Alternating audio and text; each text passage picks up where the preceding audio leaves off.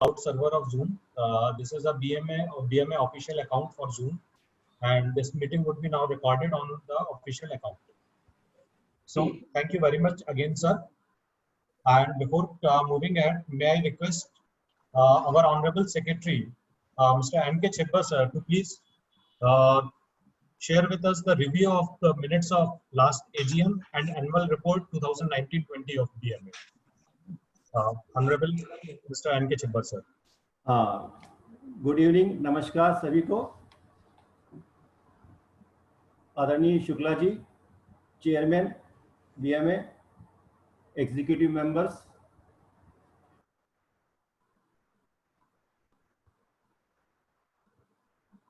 Sir तो बोलिए, sir mute हो रहे हैं।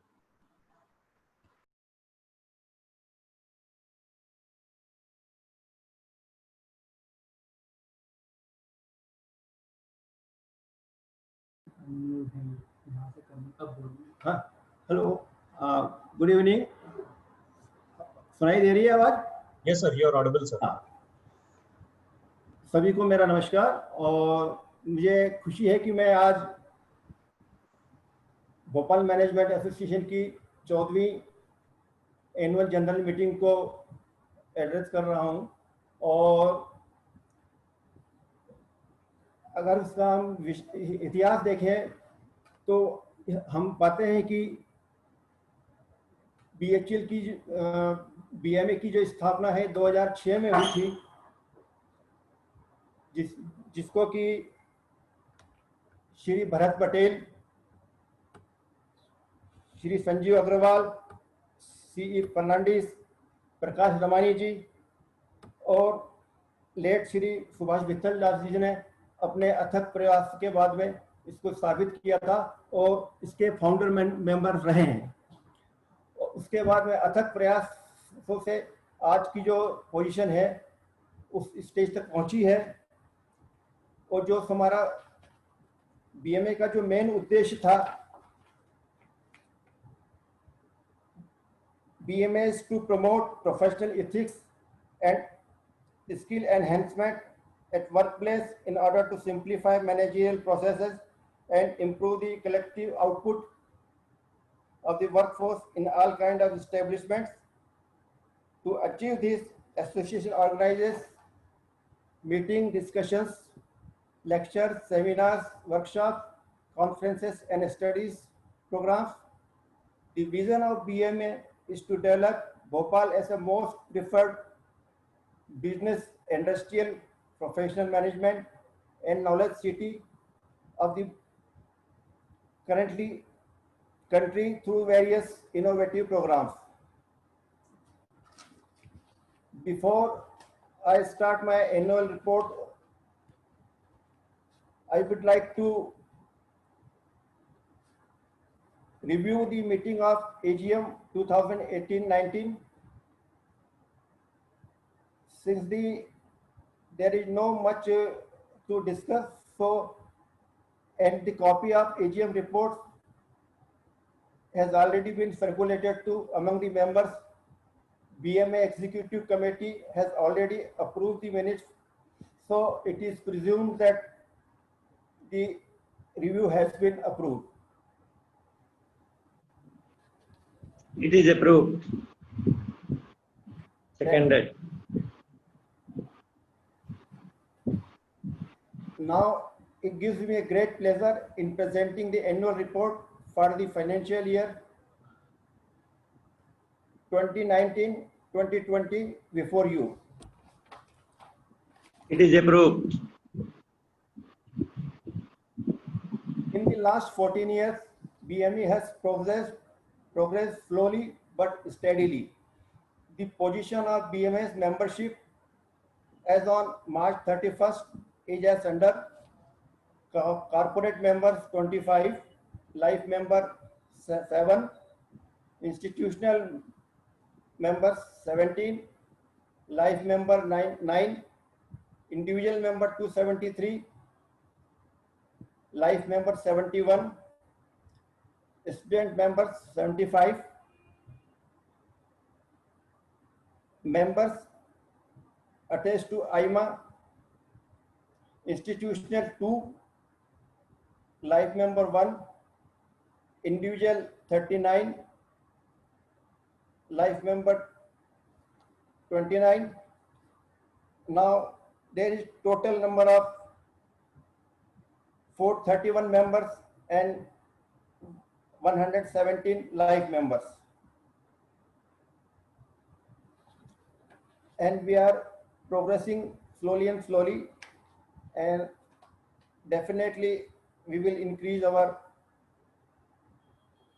area, scope and membership among institutions and professional bodies.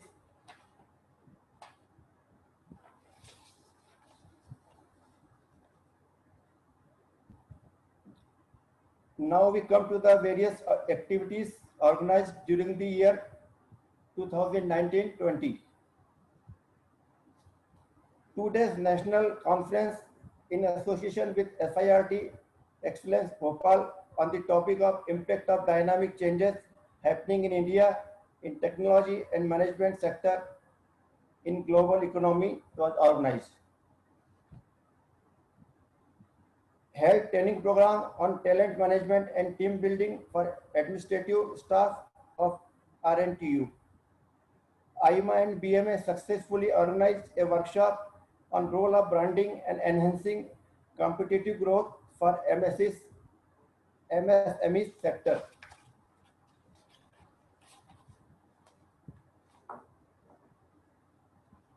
Organized a successful program on post-budget posts session, implication of union budget 2019-20 along with IMA. We have successfully organized a half-day workshop on emotional intelligence with Mr. Aamir Khan, motivational speaker, corporate trainer, leadership coach and managing director of Carving Future, Mumbai. BMA organized a workshop on information management security system in industries, cybercrime in association with PhD Chamber of Commerce. A workshop was successfully organized on cybercrime and cyber safety. BMA, in a collaboration with CSIR EMPRI, successfully organized a lecture and interactive session by eminent national scientist Dr. U. Rajababu, Ballistic Missile Defense Program Director and Mission Shakti DRDO scientist. Seminar on women enterprises was organized by BMA. BMA association with RNTU, All Industries Association Mandideep, organized a leadership conclave 2019 successfully. BMA and MP Connect successfully organized networking conference Connect Conclave 2019. Sagru group of institution in association with BMA organized a one-day faculty development program on teaching pedagogy in management. BMA successfully organized first job fair in 2019 in association with My Skill and Stays, which was attended by 500 students and more than 10 companies were present. Successfully organized a 3-day orientation program for the student of Christ College of Rajkot. Workshop on budget pe charcha was organized in association with Sage University. Bhopal successfully organized a Samadhan startup conclave at same group of institution.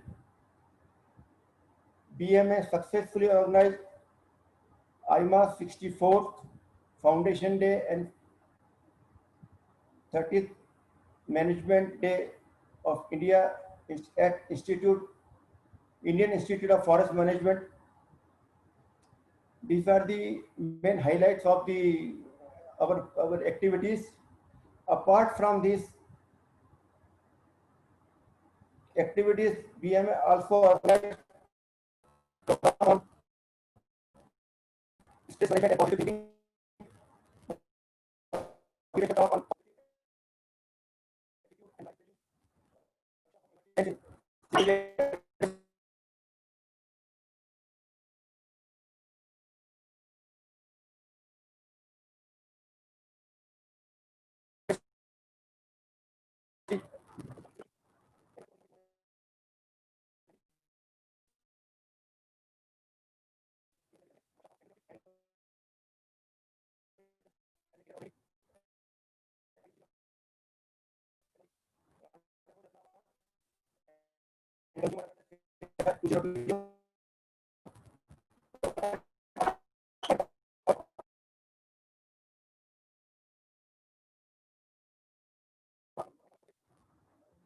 health and happiness,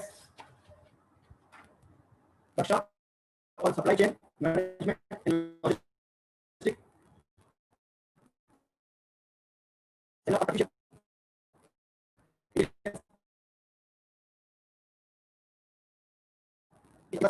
which we have conducted.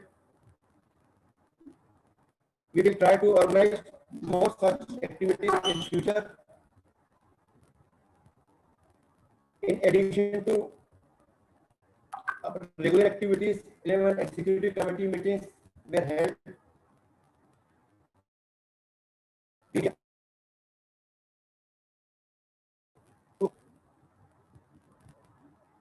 To run the affairs of BMA.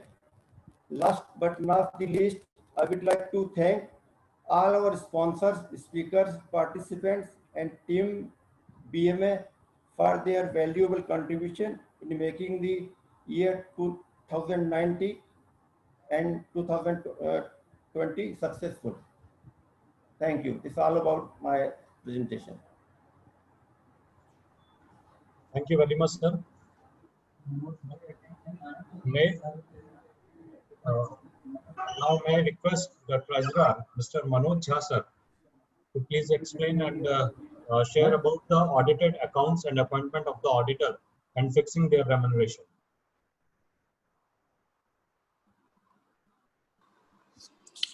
Hello, good evening, sir. Are you hearing me?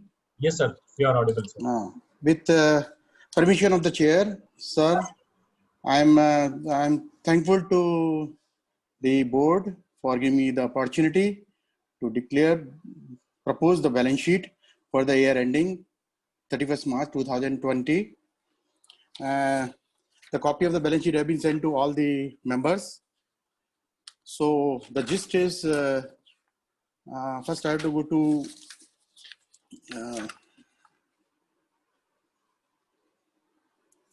this year. We got the surplus of rupees 1,87,217 and 30 paisa. Last year there was the loss of 56,980. This year we have surplus. Before after the depreciation figure is 18,782. The important heads: membership fees renewal 2,71,600, which was previously 1,97,200. Sponsorship seminar 40,000. LMA shares to membership 16,432. Interest on FDR 1,45,299. Interest on saving bank account 231. Interest of FDD means flexi account. We got the interest of 2,203. Interest on income tax refund 2,636. The contribution from seminar was 187,200, which was earlier, this was 42,800. So the total surplus came to 1,87,270. Here is in balance sheet, there is a good fixed deposit with Punjab National Bank in 16,16,024. Fixed deposit is Axis Bank 1,53,000, with Bank of India 51,000, 5,16,000. And FDD account is 1,92,000. The this is the some.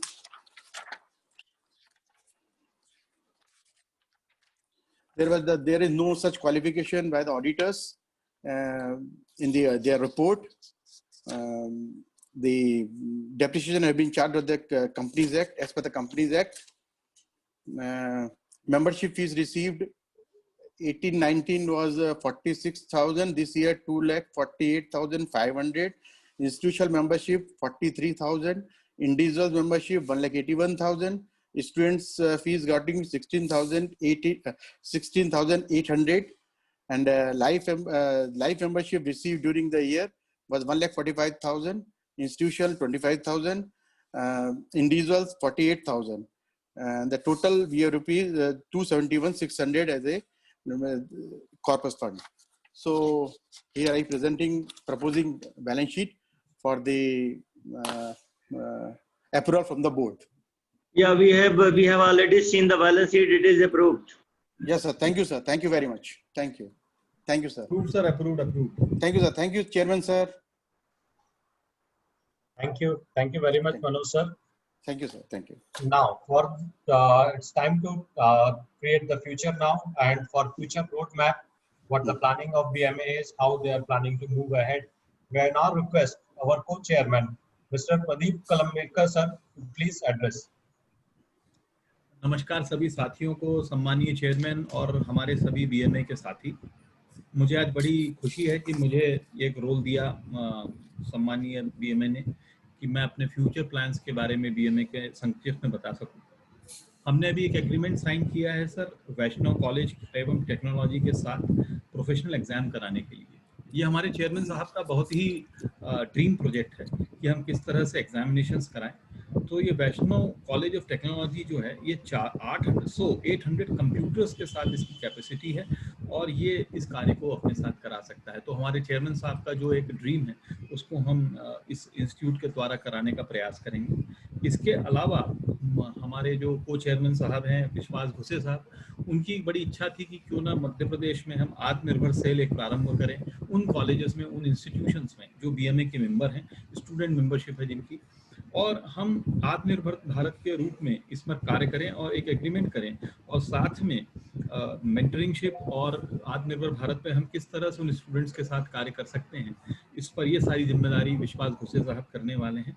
इसके अलावा एक बहुत अच्छी चीज जो BMA ने इस बार plan की है वो है कि हम एक शेपिंग यंग माइंड SYM करके एक योजना प्रारंभ कर रहे हैं, जिसमें हमने AIMA को दिल्ली को अपना प्रपोजल सन 2021 के लिए भेजा हुआ है, जिसके अंतर्गत हमने जो पहले प्रोग्राम किया था 2017 में उसको हम इस साल भी करने का प्रयास करेंगे। एक हमारी गतिविधि में हमने एक और गतिविधि जो प्लान की है जो इस महीने ही हम कंप्लीट कर रहे हैं, वो हम बीएमए की पहली बार एक डायरेक्टरी प्रकाशित कर रहे हैं जिसमें बहुत ही अच्छा रिस्पांस दिया है हमारे सीनियर साथियों ने और सम्मानीय साथियों ने। तो पहली बार एक बीएमए की डिजिटल डायरेक्टरी हम प्रकाशित कर रहे हैं मंथ ऑफ सितंबर ओनली, और जिसके कवर पेज, डिजाइन एवं सभी मेंबर्स की डिटेल्स उसमें आ चुकी है और शीघ्र ही सितंबर माह में आपको ये प्राप्त हो जाएगी हमारी लेटेस्ट अपडेट्स के साथ, हमारे मेंबर्स की अपडेट के साथ। इसके अलावा इस वर्ष बीएमए में जिस तरह से ये कोरोना काल चल रहा है, इसमें हमारा ऐसा विचार है कि हम मैनेजमेंट से जुड़े जितने भी, क्योंकि सारी चीज़ें नहीं होती जा रही है, जिस तरह से कॉलेजेस सरकार खोलने का प्रयास कर रही है, हर चीज़ ऑनलाइन होती जा रही है, लेकिन जब कॉलेज भी प्रारंभ करने की कोशिश कर रही है या स्कूल भी खोलने का प्रयास कर रही है, तो भी ऑनलाइन शिक्षा को मुझे नहीं लगता वो दरकिनार कर पाएगी। ऑनलाइन शिक्षा अब हमारे बीच में आ गई है। इसी तरह से नई शिक्षा नीति के अंतर्गत भी उसको बहुत अधिक तक एंटरप्रेन्योरियल बनाया जा रहा है। तो मुझे लगता है कि इस बार हम बीएमए के अंतर्गत ऑनलाइन एजुकेशन को किस तरह से हम इफेक्टिव बना सकें, इस पर एक अच्छा कार्य कर सकते हैं। एक बहुत अच्छा काम बीएमए कंटेंट डेवलपमेंट पे भी कर सकता है। कंटेंट डेवलपमेंट एक ऐसा सब्जेक्ट है जिसकी बहुत ही ज़्यादा आवश्यकता आने वाले समय में पड़ेगी कि हमारा जो फिजिकल मोड की एजुकेशन है उसको हम कंटेंट डेवलपमेंट करके कैसे नेक्स्ट लेवल पे ले आ सकें। ये कुछ एक महत्वपूर्ण कार्यक्रम रहेंगे जो बीएमए इस वर्ष उठाएगा, और हमको इसके अलावा जैसे भी हर बार की जो हमारी मीटिंग्स होती है उसमें हम नए नए एक्शंस प्लान लेते जाएंगे और इस चीज़ों को आगे बढ़ाते जाएंगे। पर मुझे ऐसा लगता है कि बीएमए मैनेजमेंट एसोसिएशन में ऑनलाइन एजुकेशन को इस्टेब्लिश करने में, नई शिक्षा नीति को इम्प्लीमेंट करने में कहीं ना कहीं सरकार के साथ कार्य कर पाएगा। Thank you. धन्यवाद। Thank you very much, sir. The roadmap that you had shown us will definitely take this BMA to more glorious positions and contributing to the society. So I would really appreciate on behalf of all the members, all the stakeholders of BMA that yes, we are going to do something very different, something very useful this year. So that was all about the annual general meeting. Now for the vote of thanks, may I now request the co-chairman, Mr. R.G. Dwivedi, sir, to please propose a vote of thanks. Hello. Yes, sir. You are audible, sir. मैं हूँ, मेरा चेहरा तो नहीं दिख रहा मुझे। Sir चेहरा नहीं आ रहा है सर अभी आपका। सर चेहरा नहीं आ रहा है सर अभी आपका। आपकी पहचान है सर, आप तो जारी रखिए। नहीं, वो जब तक चेहरा नहीं आएगा तब तक वो बोलने में आनंद नहीं आता है। कम्युनिकेशन के लिए आंख में आंख डाल के बात करने में आनंद रहता है। सर आप तो अभी कानों में आवाज डाल रहे हो, बड़ा मजा आ रहा है हमें तो आपकी आवाज सुन। चलिए ये sir, I have requested you to start the video. Before Dwivedi proposes the vote of thanks, before Dwivedi proposes the vote of thanks, आपके स्क्रीन पर लेफ्ट में जाइए, स्क्रीन में लेफ्ट में नीचे। हाँ हाँ, तो वहां देखो एक म्यूट लिखा होगा, एक लिखा होगा स्टॉप वीडियो। नहीं, स्टार्ट माय वीडियो। हाँ कर दो स्टार्ट जी। Yes, sir, you are visible now. धन्यवाद धन्यवाद। यही तो चेयरमैन का काम है, गाइड करने का। हाँ, मुझे आभार प्रदर्शन की जिम्मेदारी दी गई है आदरणीय चेयरमैन साहब, और मैं सबसे पहले बहुत बहुत धन्यवाद दूंगा हमारे जो मेंबर्स जुड़े हुए हैं, जो भोपाल मैनेजमेंट एसोसिएशन की स्ट्रेंथ है, वो सभी मेंबर्स जो हैं, और इसमें काफी सीनियर मेंबर्स भी जुड़े हुए हैं। हमारे जो बहुत सीनियर मेंबर्स हैं, यदि जुड़े हैं नहीं जुड़े हैं तो भी उनको याद करने का एक हमारा ये वार्षिक कार्यक्रम होता है। उसमें हम उनको, हमारे मोती सिंह साहब को, प्रोफेसर राजपाल सिंह जी को, पीपी खरे साहब को, हम सबको हृदय से याद करते हैं, और उनके मार्गदर्शन के कारण हम निरंतर काम कर रहे हैं। मैं धन्यवाद दूंगा अपने एग्जीक्यूटिव बॉडी मेंबर्स का, जो समय समय पर कार्यक्रम को सफल बनाने के लिए। ये बड़ी खुशी की बात है कि साल में हमने करीब 23 इवेंट किए, और इसमें सभी मेंबर्स का, सभी एग्जीक्यूटिव बॉडी मेंबर्स का भी योगदान रहा, जो अपने अपने क्षेत्र के हैं उसमें इसको निरंतर काम कराते रहे। और उन्हीं के कारण है, उन्हीं सबके सहयोग का कारण है कि हम घाटे से उभर करके प्रॉफिट में आए हैं। और मैं ये कहना, मैं मध्य प्रदेश शासन को धन्यवाद देता हूं कि मैं स्वयं भी वहां से करके कुछ स्पॉन्सरशिप लाए थे, जो इसके लिए हम मध्य प्रदेश शासन के आभारी हैं। हम आभारी हैं हमारे कुणाल ज्ञानी जी के, प्रदीप करमबेलकर जी के और सुषमा जी के, जिनने इस एजीएम को चलाने के लिए, करने के लिए आर्थिक स्पॉन्सरशिप दिया है। उनका हम हृदय से धन्यवाद करते हैं, और हम आशा करते हैं कि भविष्य में भी वो लोग और बढ़ चढ़ के करेंगे, और हम सब लोग भी उनसे प्रेरित होकर के इस तरह से कार्यक्रमों को सफल बनाने में और आर्थिक मदद देने में करेंगे। हमारे जो सचिव महोदय हैं, इनके Chhibbar ji, central coordinator mister Aamir Khan है, ये इतना बढ़िया अरेंजमेंट सब किया, और सब कम समय में 2 स्पीकर्स का भी अरेंजमेंट किया है। उनके सबको उनका ये अथक प्रयास है, तो उनको भी हम हृदय से धन्यवाद देते हैं। हमारे चेयरमैन साहब का भी बहुत बहुत धन्यवाद है। वो बार बार हम लोगों को प्रेरित करते रहते हैं, कहते हैं कि जो कुछ पग चिन्हों पे चलते हैं, कुछ पग चिन्ह बनाते हैं, पग चिन्ह बनाने वाले बंधनीय हो जाते हैं। तो हमारे चेयरमैन साहब पग चिन्ह बनाते हैं, और वो हमेशा निरंतर कास्ट को लेकर के, इनकम को लेकर के, एक्सपेंसेस को लेकर के हमेशा उनका एक विजन रहता है। उनके इस मार्गदर्शन में हम काम करते रहे, तो उनको हृदय से धन्यवाद। हमने ये जो इवेंट किए हैं, इसमें बहुत सारे हमारे जो एक्सपर्ट स्पीकर्स हैं उन्हें योगदान दिया है, और वॉलंटरी दिया है, जिसमें योगेश पंडित जी एक भी हैं, जिसमें और कई सारे लोग हैं, उन लोगों ने इसमें योगदान दिया। उनको सबकी हम हृदय से कृतज्ञता ज्ञापित करते हैं। और हम तो ये मान के चलते हैं, यह बीच में हम मीडिया को धन्यवाद देते हैं कि हमारे जो भी कार्यक्रम होते हैं उनको प्रमुखता से वो प्रकाशित करते हैं, जिससे हर जनमानस में भोपाल मैनेजमेंट एसोसिएशन की एक पहचान बनती है।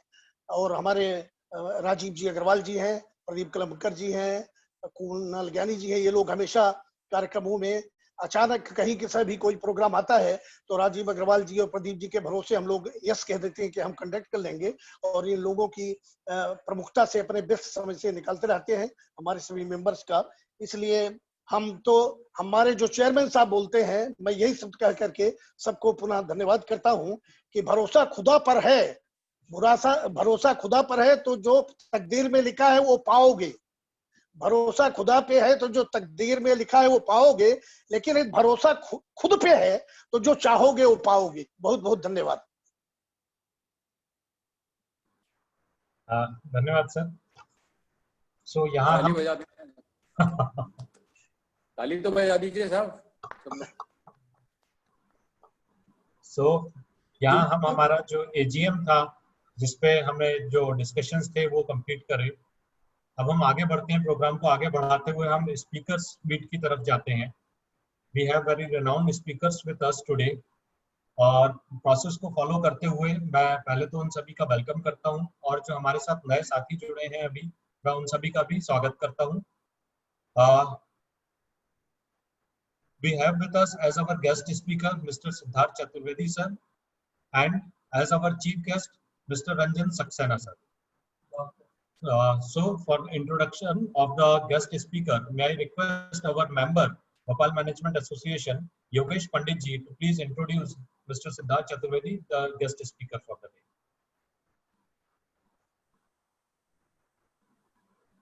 Thank you, Aditya ji. Rather, it is my privilege to introduce such a dynamic and versatile personality like Siddharth Chaturvedi sir. Few words to add in the lines of his amazing accolades. He has been a director of AISECT Group. He handles the entire strategic and operations for various groups and activities. He has been handling more than 23,000 above strong network of people, involving the strategy expansion of the group. Apart from that, he sits in the board of these 3 private universities promoted by the AISECT Group as well. Apart from that, there are various posts which he has been holding and contributing on very efficiently. That is as chairman CII Bhopal Zonal Council, member CII Western Region Committee on Startups, Skills and Employability. Next is charter member of TAI Madhya Pradesh, founding and governing board member of Association of Skills Training Providers, then convener of CII Madhya Pradesh panel on education and skill development, and once more invitee member of Government of MP Committee on TechWhip program implementation, that is for technical training and research. So with that, I request Siddharth sir. Thank you, Mr. Yogesh. Thank you so much. And I believe our keynote speaker, Dr. Rajan Saxena, has also joined. So I would just like to acknowledge his presence and welcome him myself. Dr. Rajan, you are there?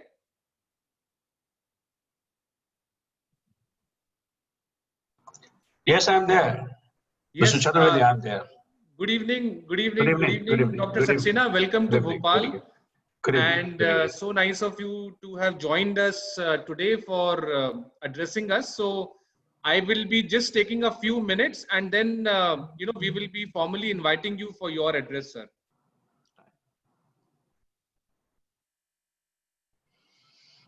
Right. So thank you, Mr. Yogesh, for the kind introduction. And actually, here I consider myself more as a member rather than any invited speaker, because everybody here is sort of a senior to me, and I have had the privilege of working either under or with many of the people here. And वो द्विवेदी साहब हो या Rajiv sir हो, प्रदीप जी हो, Kunal bhai ho, I mean most of them. So it's very nice to be here. And so when I was actually contemplating on speaking on this panel, I thought that we might as well utilize this opportunity to invite somebody who can bring an overall management and business perspective for us, and also speak from a point of vantage in terms of management, business, education, and these aspects. So I will just take, let's say, 5 to 7 minutes, and I will present just 2 slides. And one of them is sort of a reminder for all of us in terms of emerging themes in the current scenario. I'm sure all of us have heard about them, but it is some sort of a ready reckoner and what it means for people in management and business. And second, since skills and vocational training is our core area, so I would like to talk about what are the emerging sectors and the kind of jobs which are going to dominate in the coming years. So with this, I begin my presentation. Can you enable the screen sharing, please? Sure, sir. Just a minute, sir.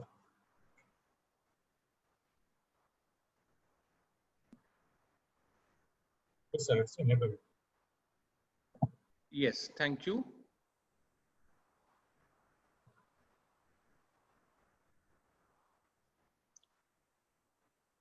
Right.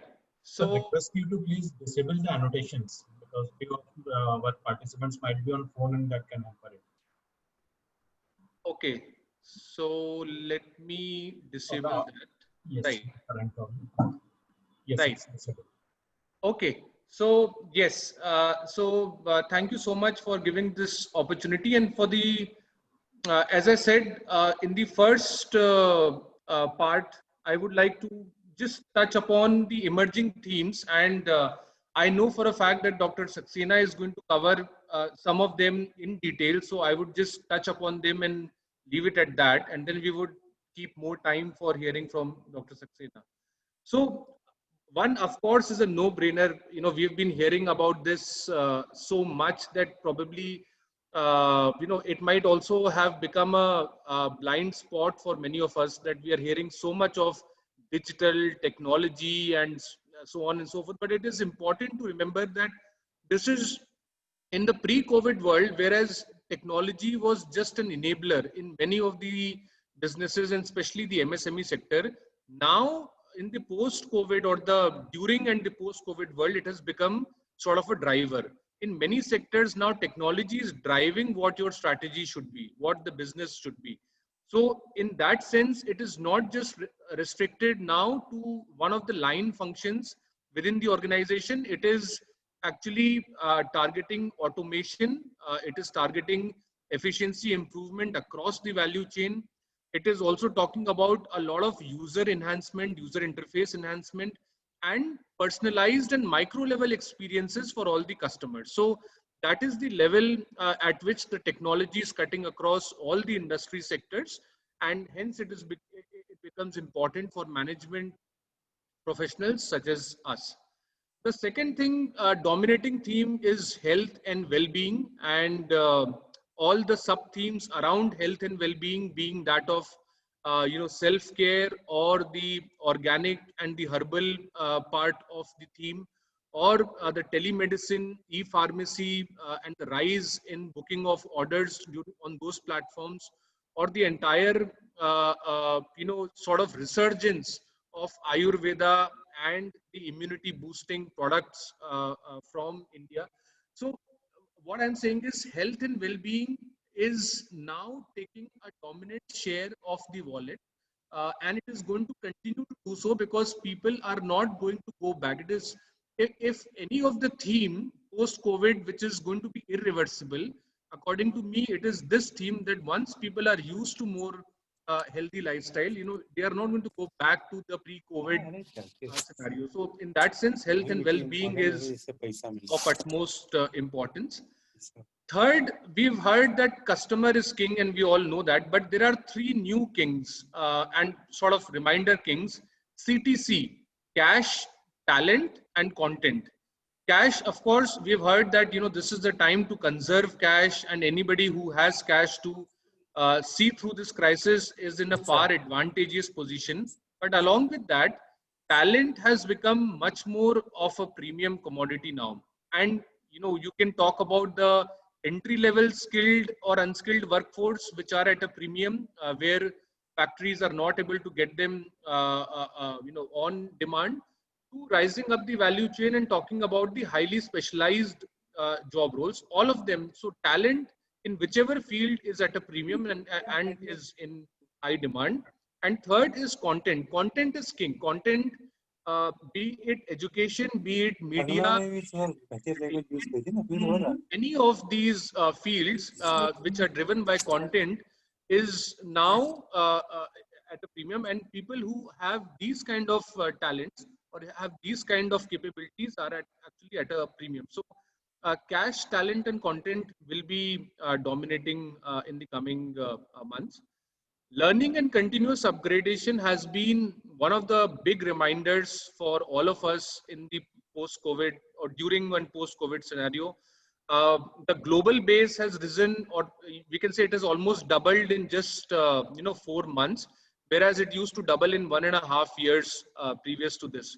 So learning and continuous upgradation, again, cutting across sectors. It is just not manufacturing, or it is just not industry 4.0. It is across sectors, and now it is driven by demand. People have felt the need, and they are eagerly navigating through various portals, various programs, and everybody wants to have that edge so that they don't become irrelevant when a pandemic like this or a downturn like this strikes again. The other thing is, this is one of the best times and opportunities for social entrepreneurship, with the entire focus given by the government, and also with the kind of situation which the economy is.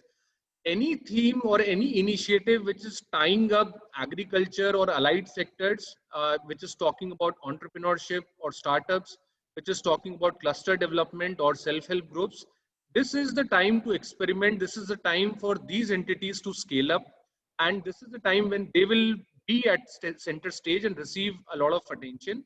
And if they are working with the right intent, they can use this opportunity to grow manyfold. So social entrepreneurship is of key. At-home economy, work, entertainment, and shopping. These three critical functions are being performed. The three indicators, we can see Netflix adding 16 million subscribers in 5 months, Zoom growing from 10 million to 200 million subscribers, e-commerce seeing the 10 years growth in 3 months space in the last few months. So all this points out that a lot is happening at home. And how do you manage and get to the attention span of the people at home, either the work channel or through the entertainment channel or through the shopping channel? This is going to be the next battle or war for getting the mind share of the customer which is spending time at home, and how do you get his attention when his external circumstances have changed. And finally, words like empathy, emotional well-being, compassion, these words have taken center stage, and either the role of HR managers at workplace or even the role of parents have become of paramount importance. And we will see that organizations which have dealt with an element of empathy, element of compassion, which have shown the human side in the last few months, they will have a significant edge going ahead. And in the long run, they will be also one of the preferred workplaces to work, because any message going out at this point of time is going to stay in the minds of people for quite a while to stay. So this, according to me, is just nothing new. We have heard about these, but as management professionals, or as people in business, or as people who are working with students, these are the themes which are shaping up our economy and probably the world's economy.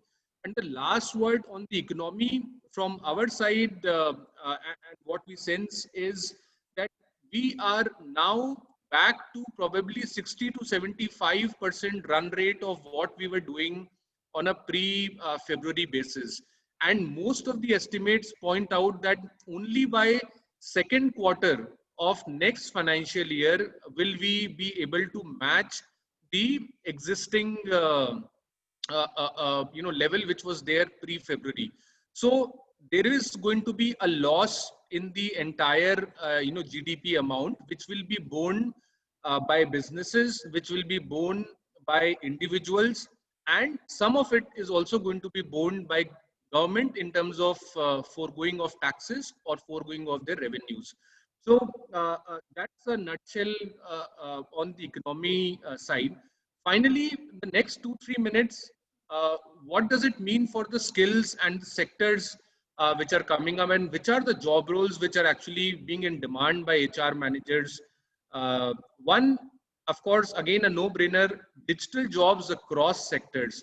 So low-skilled ones, for example, e-commerce and delivery executives, medium-skilled ones where shared economy such as shared rides or shared accommodation later on, or anything which talks about sharing of either the resources on a platform or apps, that is a medium-skilled one.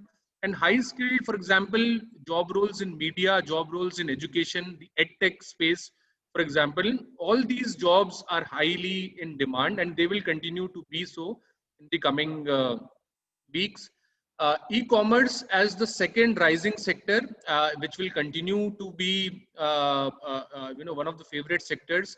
And under that, web developers, voice executives, digital marketers, digital catalogers, SEO executives, data analysts are the ones which are going to be highly in demand. ITES sector on itself, because it is servicing many MSME and SME and large enterprises, and also it is going to grow on its own. So junior and senior software developers, high-end jobs such as AI and data analysts, UI UX developers, because everybody is now looking to enhance the user experience on their websites, enhance the user experience on their e-commerce portals. And this is a job role which is highly going to be in demand. Healthcare sector is back in everybody's focus. All the state governments are laying a lot of emphasis on this. So diagnostic services, general duty assistants, equipment technicians, community health workers, sanitation managers is a new profile which has come in. So these job roles are going to be in demand. And healthcare is touted to be India's next ITES sector, where India can actually do a lot of export of healthcare skilled manpower to other countries in terms of fulfilling the demand. And finally, transport and logistics, again, which is directly connected to the movement in the economy. So consignment booking assistants, warehouse executives and operators, documentation assistants, inventory clerks, and so on. So these are the 5 big buckets of sectors which are going to see uptake in jobs, and this is where the majority of the focus in terms of skilling and vocational training will shift in the coming years. I've deliberately left out the agriculture and the allied sector domain because that is now, I mean, beyond skilling. It is being recognized again as one of the resilient sectors of the economy, and be it skilling or entrepreneurship or the entire Atmanirbhar Bharat campaign or the Vocal for Local campaign, it is going to cut across cottage and village industries, the KVIC department, the SHGs, and so on. The entire thrust on the Agri Infra Fund and the registration of farmer produce organizations, all this makes agriculture sector a much bigger bet rather than just in terms of skilling. So this was, my 2 cents on the entire scenario which is playing out in front of us today. And I will stop here and would like to hear further and in detail from Dr. Rajan Saxena next. Thank you so much for giving this opportunity, and over to you, Dr. Aditya. Thank you, Siddharth sir. It was really a wonderful session, a concise, crisp, and clear session. Now, moving ahead, may I request Dr. Sangeeta Jahariman, a life member, Bhopal Management Association, to please introduce our chief guest and keynote speaker, Dr. Rajan Saxena, sir. Yes, sir. Aditya, sir, am I audible? Yes, you are audible. Okay, thank you, sir. So, distinguished dignitaries, life members, institutional members, and dear participants of this AGM. A warm welcome to you. And indeed, I am thankful to the BMA to give me this opportunity to introduce the chief guest of today's session, Dr. Rajan Saxena, sir. Dr. Rajan Saxena, sir, is the ex-Vice Chancellor NMIMS University, ex-Director IIM Indore, and winner ET Now Visionary Leadership Award.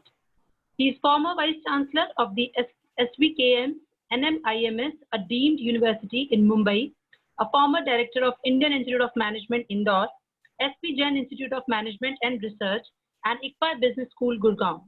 He is also the recipient of the Berg Education Award for 2014.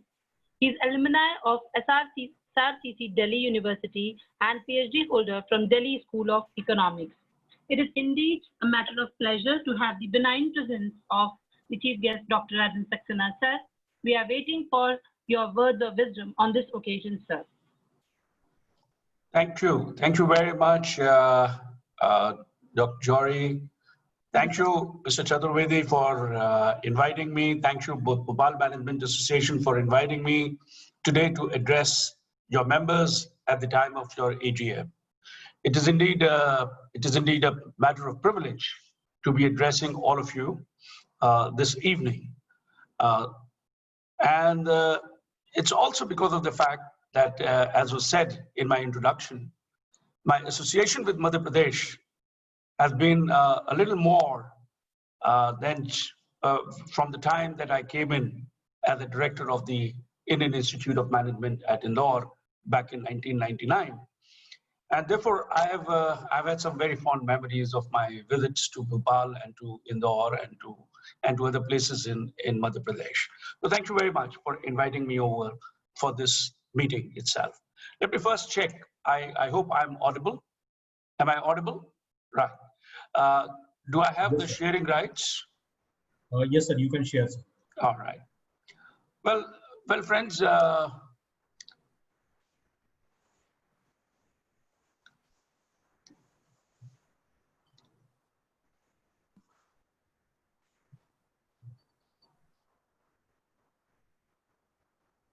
Sir, sorry to interrupt. Again, the same request, sir. If you can please disable the annotations. Okay. So, what is the annotation? Where would you want me to do it? So, on the upper hand, there is in the right hand corner. You will in the drop down menu. It would be there. Disable participant annotation. Yes. This one. Check. Anyway, I would request all the participants to please not annotate anything on the screen during the presentation. Right. Yes, I think it's okay. We can move ahead. We can go ahead, sir. That's fine. Sure. All right. Well, friends, a lot of my task has been greatly enabled and has been greatly made easier by Mr. Chaturvedi when he referred to the themes that are emerging in the COVID era and the kind of things that are likely to be happening in the post-COVID era. What I'm really going to be talking to you today is about how does one really navigate this pandemic and thereafter. What is it that we should be doing? What are the kind of challenges that exist before us as individuals and before our organization? In fact, what would be our kind of a response as we really move forward itself? As you would all agree with me, we are living today in a VUCA world. It's a term that has been talked about right from 1980s, post-mid 1980s, when we started talking about this whole term, which is an acronym of 4 kind of words which are over here. The volatility, V standing for the volatility, U for uncertainty, C for complexity, and A for ambiguity. So if you were to look at it, we are, the VUCA world that has been talked about largely was driven by the kind of forces that are driving the change in the world itself. And most of the, or the most important force that was driving the change in the world so far have been the technology. And the other part had been the global mobility of labor and capital. And the third had been the way the demographic shifts have occurred across the world.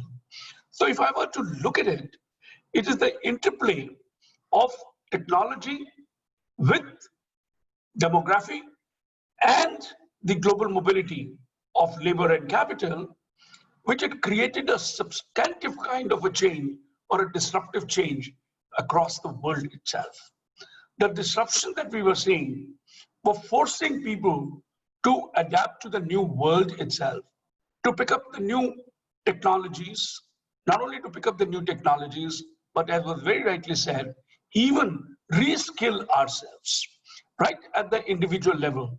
You know, we were faced, we had a technology right in our hand, and we were using that technology. For example, we were using the mobile phones and then the smartphones, little knowing what is the technology right behind it, right in it. But we were extensively using it, and we just didn't stop it using it as a phone, but we started using it as our own office itself. So the mobile technology, the internet, or the Internet of Things, or the cloud, everything really changed the entire world itself. The shifts that occurred from the north to the south itself, you know, today Asia is one of the largest demographic, from a demography point of view, Asia is the largest kind of a cluster itself. China and India account for almost about 50% of the world population itself. It's of 7 billion, almost about 3 billion are right over here itself. So what were we saying? The consumption markets, which had earlier been in the north, were now there in the south. That is what was existing in Europe. What the markets that were there in Europe are they have shifted to the south itself, to Asia itself. The labor has moved, the mobility of labor. People have moved from one country to another. In our own country itself, we have found regional mobility of the labor and capital, finding wherever the job opportunities are, finding wherever the economic opportunities are, the capital has just simply gone there. And so have the labor gone there. In fact, even the educational opportunity, if you were to look at it, they have all been concentrated or they just simply moved on the basis of the economic activity in a particular region itself. And consequently, the student mobility really happened because of that. Today, there's a fourth element to this entire disruption, to these disruptive forces, and that is the public health emergencies and the environmental disasters that we have seen in the recent past. Pandemic, for example, today that we are talking about, the COVID that we are talking about, has really disrupted the entire world. Fact is that COVID has already led to the compression of the economy. We're already seeing, for example, in India, we have seen that the first quarter of the 2021, there's been a compression to the extent of about 23% in the economy. And not only so, the various kinds of forecasts have shown that on a full year basis, the economy, the GDP is going to be, or the economic growth is going to be minus 10%, or the economy is going to go down by 10%, which means that it isn't just simply that let's say the supply lines are getting blocked, but even that there is a demand compression. There's a demand that is going down, and largely because of the fact that the kind of job opportunities that are there today, they are getting reduced because of the economic activity now under the pressure itself. So if you were to look at it today, such a kind of a pandemic, perhaps something that we have seen in our lifetime, never have we seen it at any point of time. We have had earlier the public health emergencies, like for example, the SARS itself, or for that matter, let us say earlier we've had the swine flu, or we've had HIV, as a public health emergency, but the extent of pandemic and its full impact on the economy and society and the industry is today felt significantly. Now the question is that how does it really impact the world? What are the consequences of such a disruption? To my mind, the first thing that really happens whenever the world gets disrupted, either by technology or by demography or by, let's say, the global mobility of labor and capital, or now for that matter, the pandemic, the first thing is that there are new paradigms that emerge very clearly. It isn't that everything will really continue to be the way that it has been. For example, today, I don't think that even when the economy comes back, or economy goes in an upswing, it will ever come back to a pre-pandemic period itself. I don't think so. The business models will not be the same, as was very rightly said earlier. So the paradigms today are entirely different. For example, the digital adoption. Take an example like a digital adoption. The digital technologies today and their adoption is a reality. One of the studies have shown, BCG study has shown, that there has been, more than 57% increase by individuals of digital technologies. And it isn't just merely that 57% of the time, or let's say 57% of the time that they are spending more on the digital technologies, but even the number of people who have now come up on the digital technologies are far more than what they were in a pre-pandemic period itself. There are some new normals which are today emerging. For example, work from home, which was talked about. Work from home is today a big kind of a new normal itself. Now, what does that really indicate? What would that really mean? Now, take an example. Gartner, one of the leading research agencies and forecasting agencies, has talked about that the 5% of the workforce will permanently work from home even after COVID, which means across the world, almost 5% of the workforce will be permanently working from home. They're not going to be coming back to the factories or to the offices itself. Look at it in our case, in India.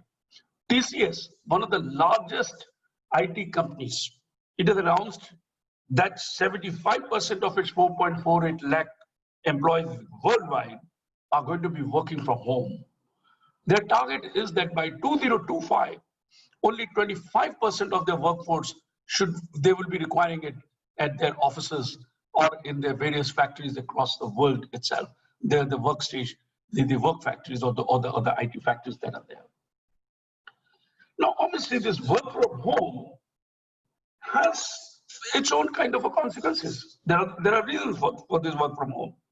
Look at one of the first kind of a reason of why this work from home is preferred by many firms today, and it has been preferred even by firms earlier at a global level or let's say outside India. In the first place, the cost of operations really goes down because you don't really require such large kind of infrastructure of the kind that we have really seen. Posh offices, huge infrastructures that we really build in, that is not really going to be there. So the cost of operations simply goes down. Second is what? These are safe, far more safe than working in the offices today or working in the factories. Even if we were to let us say, implement every safety measure, there is no guarantee that in our own workplaces, COVID will not come back to, or there will be no outbreak of the infection itself. So these are safe operations. Second important part of it is that it ensures that the employees are safe. Employees remain safe, employees and their family are all safe. But what is the downside of this? It leads to alienation, employee alienation. And so therefore, from a point of view of a management challenge, the challenge is that of how do you ensure that employees who are working from home remain a part of the organization, continue to feel a part of the organization or the institution itself. And therefore, the communication today has become far more significant. The leaders have to significantly communicate and communicate on a regular basis. And something that I'm going to be talking about it very clearly. Another new normal is arising out of this is the virtual teams. Well, obviously we do realize now that with the digital technology, almost all teams worldwide are going to be in a virtual mode. Right now, for example, we are addressing this AGM in a digital mode. Now, one of the biggest challenges in this is that of the communication. But apart from that, I think from the point of view of the workplace situation, the most important kind of a challenge is that of defining the performance parameters in a digital team. How would you define the performance parameters? And how, for example, earlier, one of the kind of a requirement in a physical office spaces was that of the attendance. That one of the input over there was the attendance. So many of the companies have had the time offices, and much of the kind of a wage structure has been built around on the basis of how many times have you really been absent, or let's say what has been your attendance position itself, employee attendance position. Today, that perhaps is going to change. So therefore, from the point of view of the performance, now the focus will be that of the outcomes, the output. How much output have you been able to produce? That will be the focus, not really the input as to how many hours have you logged in. That's not important, because working from home would mean that the employee can work at any point of time. Working, and it is not necessary that he is working only in a synchronous mode. It could even be in an asynchronous mode itself, which means that when you are not there, when everybody is logged off, the person may still be working on the same kind of a production target, or let's say solving a problem that the company would have had at that point of time. And as I just mentioned, the digital adoption is something that we have already been seeing. Another is from the point of view of the social distancing. Now, the work from home has obviously led towards a better work-life balance, but at the same time, I must mention that it has also led to a whole lot of other social negative consequences. There are a whole lot of negative consequences of such a kind of from a social point of view. For example, depressions are a reality today. Mental health is a very big issue today. I was just mentioning about it just a few minutes back in a board meeting of one of the institutions, that one of the biggest challenges that we have today is that of the mental health, particularly among the young people. And we have to prepare the young workforce to be able to manage such a kind of a work life itself. Resilience today has become important point. The second big kind of a disruptive consequence is that the pendulum now rests at another point. It could be at a higher level or it could be at a lower level, which means that the equilibrium has got disturbed. Now, when the economy equilibrium gets disturbed, the firm's equilibrium also gets disturbed. So your level of operations, when you look at your own level of operations, you may find that the pendulum may rest either at a higher level or at a lower level. For example, today, a large number of small and medium enterprises have a challenge of how do I really manage my cash? How do I ensure that I'm able to honor my commitments, my liabilities? And as one of the companies was mentioning on whose board I am there, was saying that, look, I'm today faced with the fact, with one of the biggest situations, never of which I have faced in my life. And that's what the managing director was mentioning, the chairman of the company was mentioning, that we are dipping into our reserves and we are now getting into our fixed deposits. We are breaking our fixed deposits, which is a very, very threatening kind of a scenario. So the equilibrium gets disturbed. And as a result of which, today what is there is that the sustainability of enterprise now gets threatened. So one of the biggest challenges as a consequence of disruption and in a post-pandemic world is going to be that of how are you really going to be there? Are you going to be sustainable in a new ecosystem, and which is going to be far more digital than what we have seen so far, which is going to be more and more, let's say, which will be requiring you to keep an eye on two things: the revenue and cash, revenue and cost simultaneously. You cannot just simply have a focus only on one, and ignore the other side, which means that the business models will now be changing. Now, therefore, it is imperative for us to look at it and to assess our businesses on the basis of impact, the impact of disruption on our business, and also the risk that we really face today. We need to categorize our business on that basis. We may find, and as a consequence of which, we may find that the tasks are completely different. Look at it. You may find that your business may be in one of the four quadrants itself. What is that? For example, you could have a situation where your business is in a high-risk situation, but the impact is low. For example, education. The impact is relatively low, but risks are high. Why? Because you do not know whether you are going to be getting a 100% enrollment or not, whether your capacity will get full or not. The impact on education is not so high, But when we talk about entertainment as an example, or when we talk about hospitality, or we talk about retail, take an example, you find that the impact is high, and also the risk, the business risk is also on a higher side.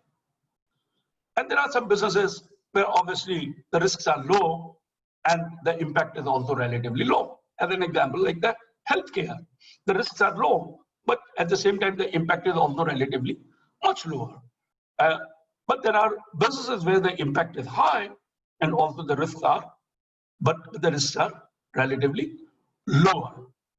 And so therefore, from such a kind of a point of view, and one kind of a part over here is, for example, the real estate. Real estate, the impact is high, but the risks are relatively lower. It's not that they have a very high risk. Technology risk is not very high. It's not that the people will not be willing to buy. Demography is there. The people do want to buy. It's not that the labor will not be available. But what is important then is for them to start innovating in such a situation. And therefore, from such a kind of a point of view, it is necessary for us to now take a look at it. To my mind, there are four big kind of buckets that all of us have got to be focusing on. Ladies and gentlemen, if I were to now look back and look at it at the time, whenever I have touched the feet of my mother, for example, when I was growing up, I got two kinds of blessings. Ayushman Bhava, and second was Vijay Bhava. What does that mean? Live long. May you live long, and may you succeed in whatever you do. Today, it is the same kind of blessings that we now require in our own businesses. And so therefore, from such a kind of a point of view, we now need to look at how do I make these blessings come true? Is it that these blessings remain only or at the time when I touch my mother's feet or my guru's feet, and therefore, they remain there as some kind of a blessing there in the air that I would always remember? Or can I do something to make them come true?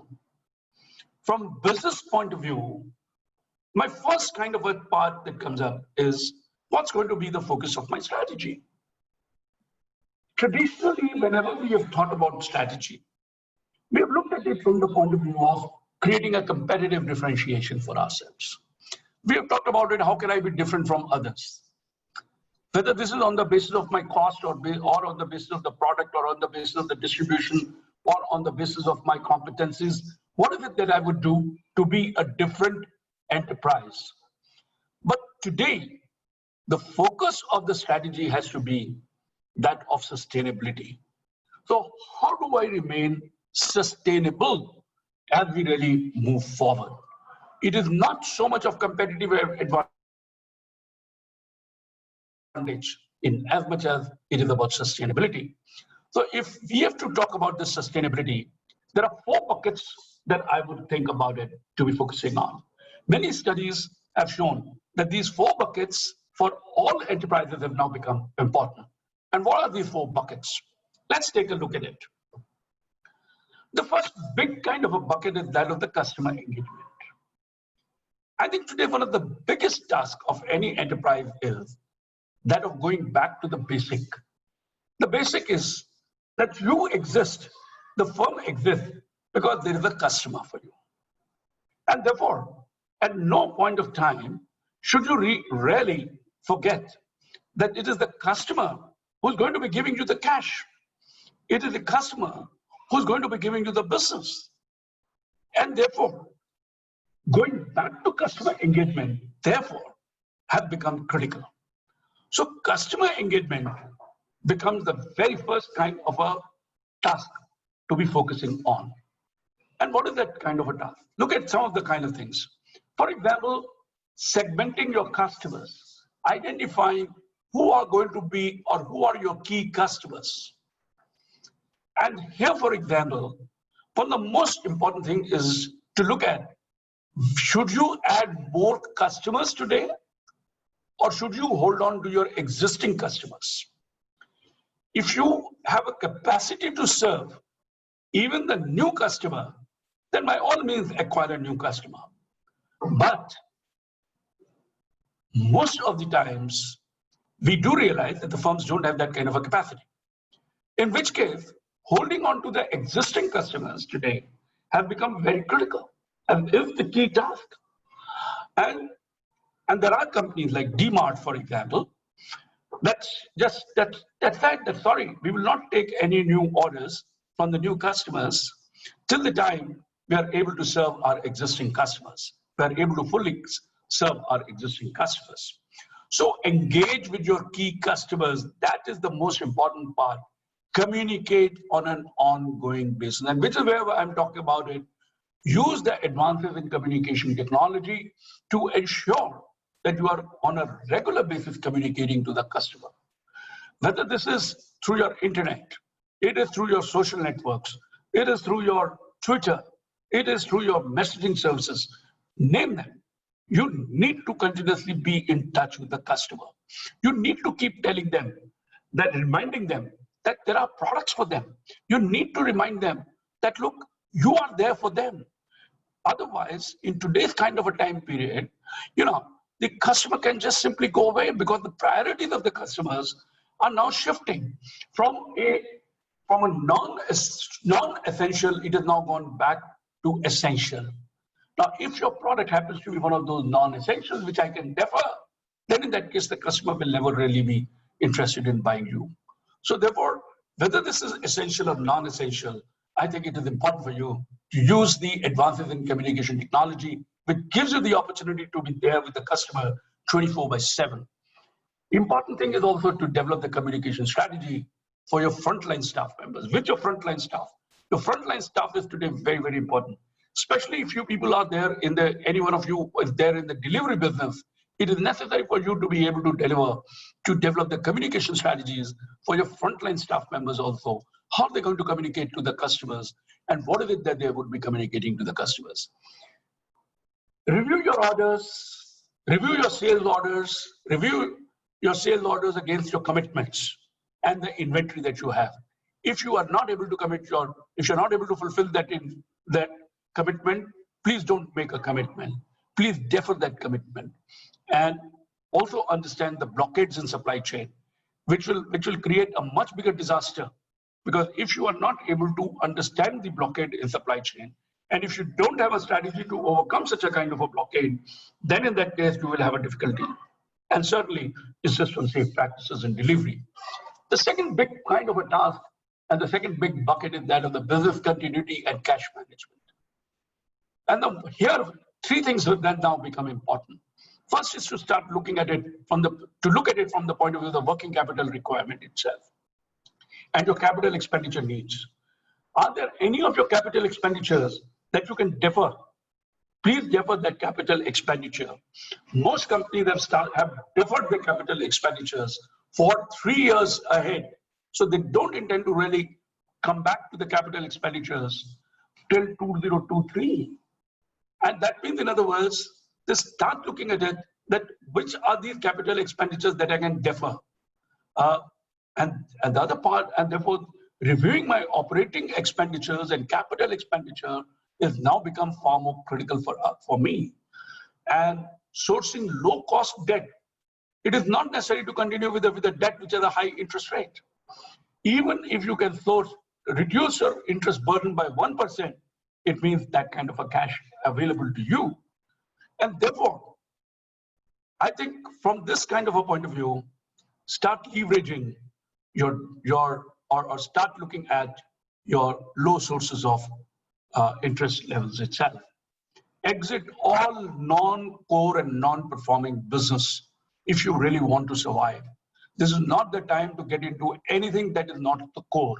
This is not the time to really hold on to a particular business for an emotional reason. It is the time to get out if it is not really performing and if it is not part of your core business. And certainly, therefore, what I'm really trying to say is hold the cash conservation, because cash is really going to be really critical, and liquidity management therefore becomes important.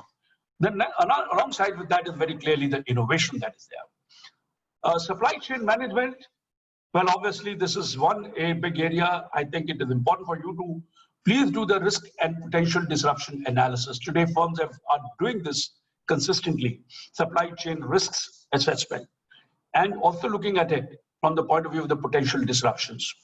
Now, you can categorize these risks from the point of view of their impact on revenue loss, its cost, impact on your cost, impact on your asset health, and the reputational damage.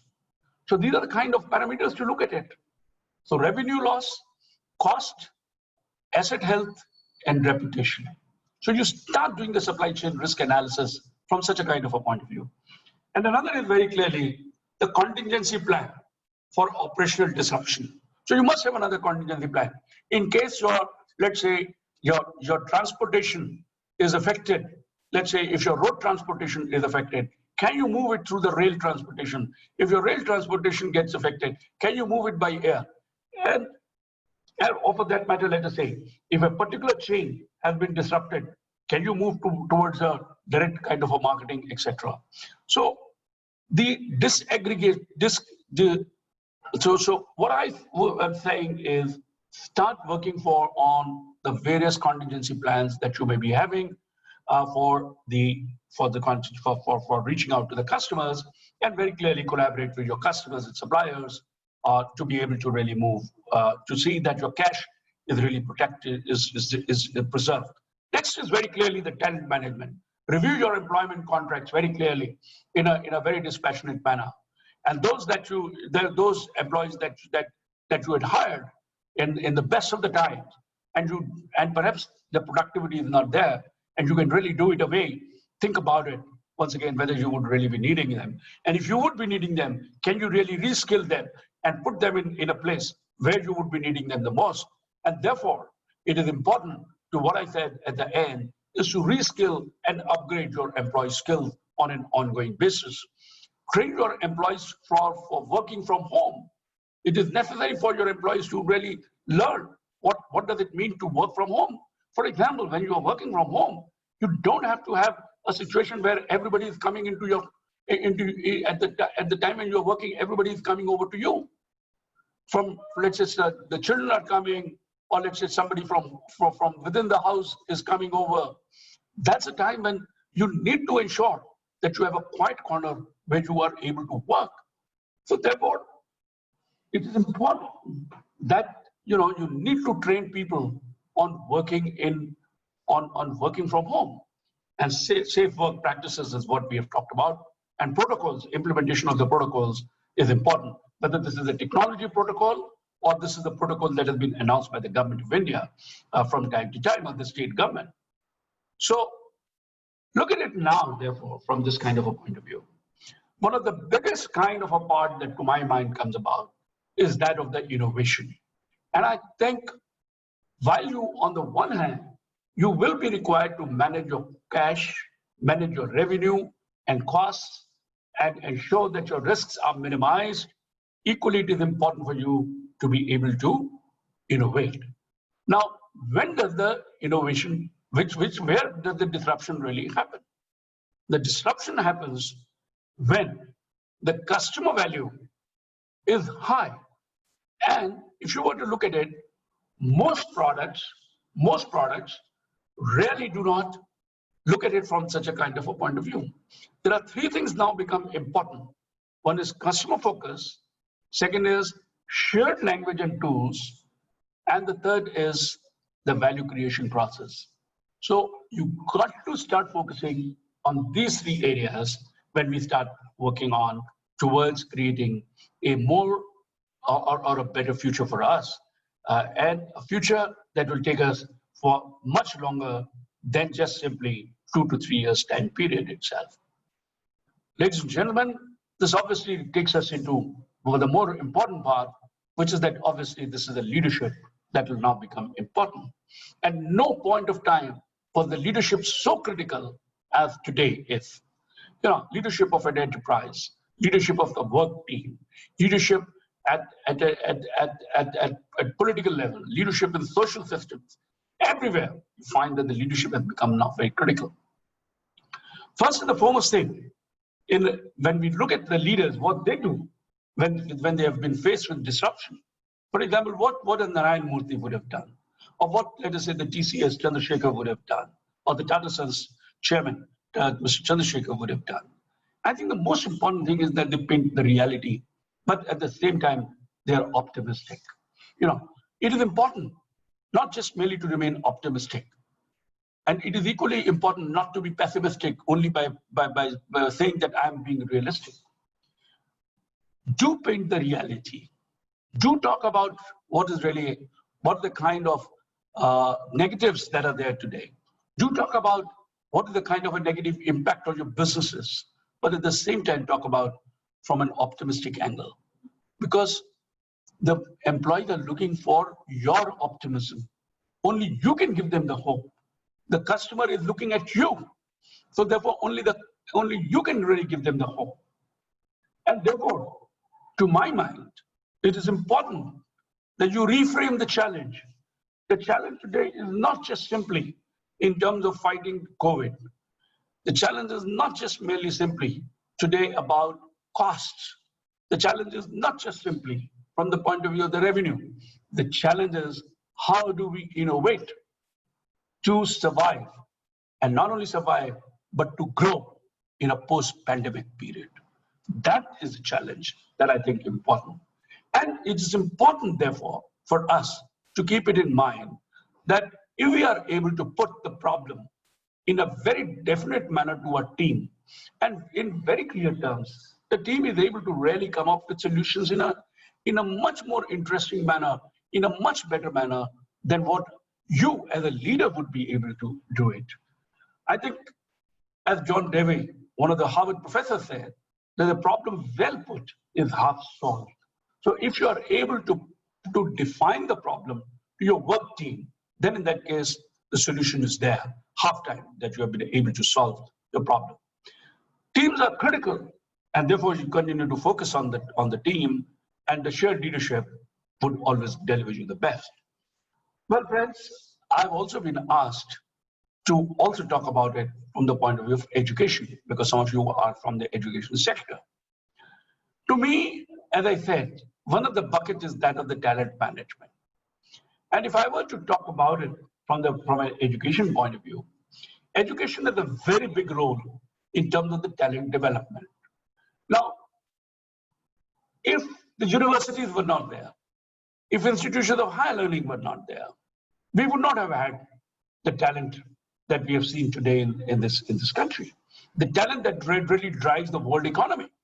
Whether this is Google, Apple, or let us say PepsiCo, which was there, or Citibank, or any of these companies that you talk about at the world level, or even for that matter, let us say, even the government, like for example, the finance minister of UK, for example, right?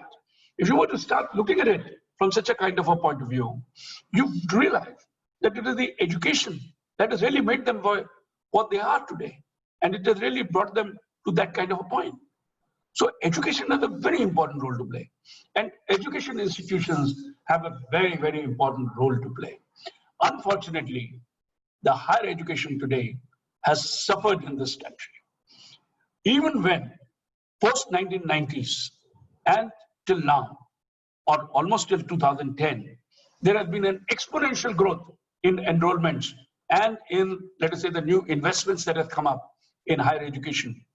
Yet the fact of the matter is that today higher education is crumbling. It is today, faced with a serious problems. And what are these? For example, the problem of faculty shortage, severe faculty shortage.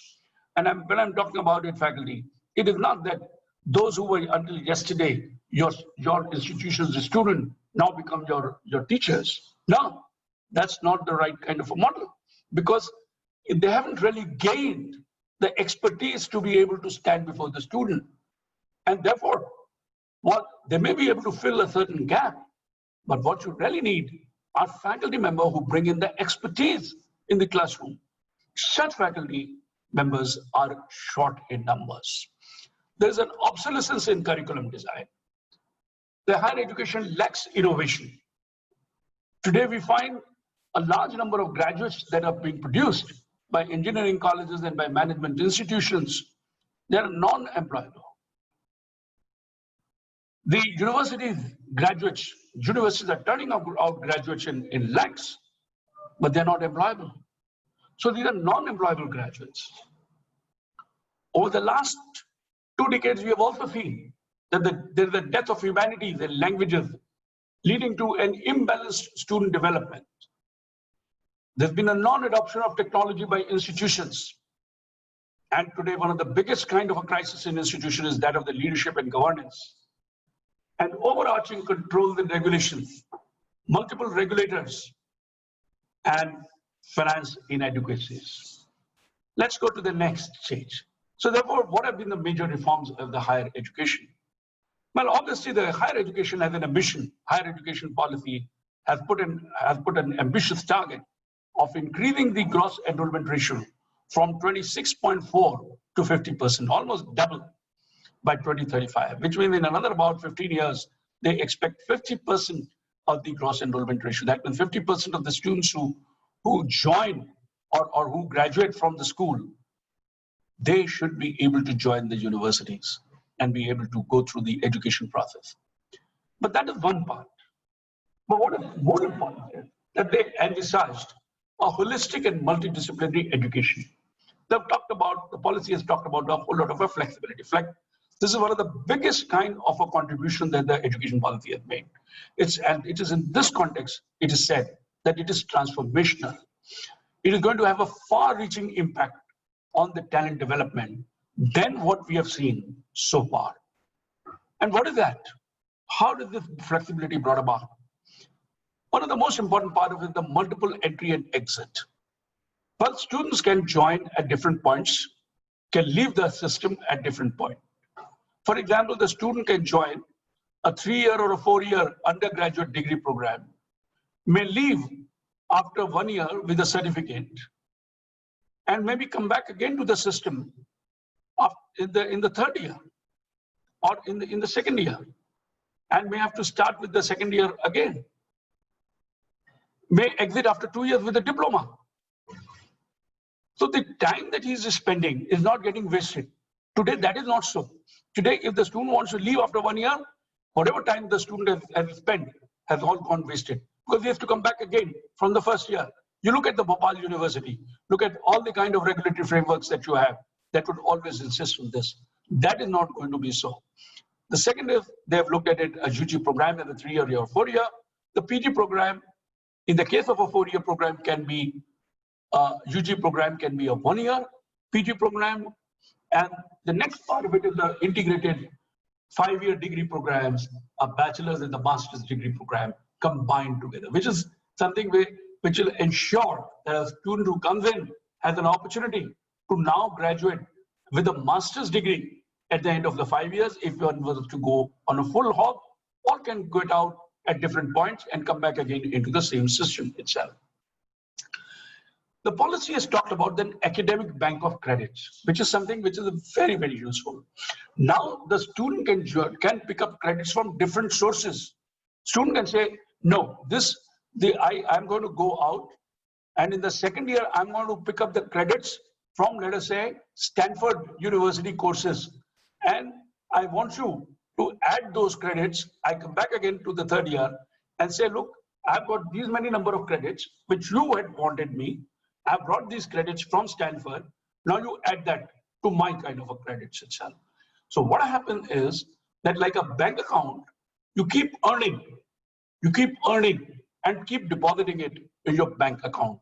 No matter from where are you earning, the fact is that that is your income, that is your earning, and it remains with you. The new education policy has categorized the institutions into 3 categories. 1, the research institution. 2nd are the teaching intensive universities. And the 3rd are autonomous degree granting colleges, which means that the degree granting power, which earlier was with the universities, now are also going to be with the colleges. And this is going to be based on their accreditation. This is going to be based on their graded autonomy itself. And therefore, there's a whole lot of a discussion on this matter in the new education policy. Multidisciplinary education is what has been talked about, and why it is so. It is because of the fact that today the system is rigid. Employability and passion are seen as bipolar propositions. It is not that today the fact is employability and passion can go together. For example, I can learn music and at the same time I can learn management. I can learn engineering. I can learn music also simultaneously. There is nothing to bar me. If I'm interested in music, I should be able to learn. That was the kind of a question that came to me just before I was to really start off with that. So the employability and passion are no more now the bipolar, but rather both of them can converge in a beautiful manner as the students so really wanted. So what the new policy is saying is broaden your view of learning. Learning is not just simply saying, if you are going to be doing engineering program, then you want to study only nothing but engineering courses or the science courses. No, you should be learning from other disciplines also. Because at the end of the day, a good engineer is one who is able to understand the finer aspects of the human behavior, because he's going to be solving the problem. Who's able to understand, who's able to communicate, who's able to understand the technology is as much of an ease as he's able to understand the science behind it. And therefore, the complex problem solving becomes much easier in such a kind of a scenario itself. And therefore, the new education policy talks about the multidisciplinary institutions itself. And I've just mentioned about the NAC bank itself, multiple entry and exit options, I just referred to it. And I've referred to about the new 3-year and 4-year UG programs and the liberal education. The last point is extremely important. I think last 2 points are critical. Intensity of learning increases as we bring in multidisciplinary education in our system. When we bring in flexibility in the education, it is wrong to think that the flexibility will make students, sort of take learning in a very lighter manner. No, it's in fact intensity of the learning becomes far more itself. Liberal education is the focus of the new education policy. Liberal education is required for liberal minds, development of liberal minds, critical thinking, and experimentative minds. Unfortunately, today we are not developing students in such a manner. And as a consequence of which, we are developing a society which is intolerant. We are developing a society who just believes in compliance, who just believes in saying, yes, sir, to whatever you say. They're not able to critically analyze. Why are you saying so? And is there another way of doing the same thing? And is there a way by which I can experiment? Failure has to be as much glorified as the success has got to be glorified. Unfortunately, the society has not done that so far. Failure is stigmatized. I think it is important that the new education policy has mentioned it very clearly that failure is as important in the human life as the successes. Because if you don't fail, you'll never be able to really learn. The learning is from failure in as much as there is a learning from the success. There's also what we've been talking about, the vocational education and higher education. Vocational education has suffered in India because of the fact that these have been part of the ITI and polytechnics, and for that matter, let us say the universities have come up with a Bachelor of Vocational Education, etc. And who have joined? Those who did not get education opportunity to study, let's say BBA, or who didn't get an opportunity to join the regular colleges, etc. And as a result of which, the entire perception of vocational education has suffered significantly. The society has never held vocational education in a higher esteem. Fact is, at the highest level, we still use the vocation. We still require vocational skills. In today's time, we require far more vocational skills than what we have seen so far. For example, when I shoot a video and I upload it on the YouTube, there is a certain mechanism of doing it. There is a certain way of doing it. I learned that, and then I start doing it. Now that's where the skill is. When I'm talking about the fintech, the whole lot of the skills, even which, let us say, at the highest level, even of the chairman level, that is going to be used by chairman of a financial institution. So now what has happened, and what the government has said is that you can look at it, you need to create a pathways between and create the bridges between vocational education and higher education, which means even in the MBA program, for example, you need to bring in some of the vocational skills which a manager is required to be using. So it is not downplaying the vocational skills part of it. So skills are critical, as was mentioned by Mr. Chaturvedi very rightly. And therefore the policy says that the skills are not just merely, should not just merely be developed in the university or in a higher education institution, but the focus has got to be even in the schools. And obviously, as I just said, vocational skills in the professional programs too. The new education policy has also focused on teacher development, one of the biggest kind of a part that has been there. And India needs very large number of teachers. In fact, much more than what we really have. The colleges of education, they are some of the worst models in terms of today development of a teacher. The B.Ed model is the worst model. It is important for us to look at that. How do we improve this? And the only way to improve this is when these colleges of education become departments of the universities. And the moment they become departments of the universities or higher education institutions or the degree granting colleges, then in that case, research and new program development, and even from that point of view, the teacher development in a very different manner can really get off to a start. They would not be required to really focus on what National Teachers Council is really saying. So that NTC is now going to go away. AICT is now going to be going away. UGC is now going to be going away. It is going to be getting replaced by the single regulator itself. So what we are saying is that the governance, the teacher development, the academic structure, all is there. It all requires now a change. And it is in this context that the new education policy has been termed as a reformation, as a reformative policy, as one which is going to disrupt the higher education and the school education.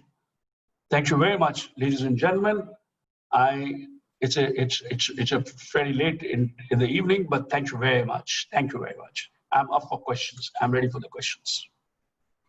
Thank you very much, sir.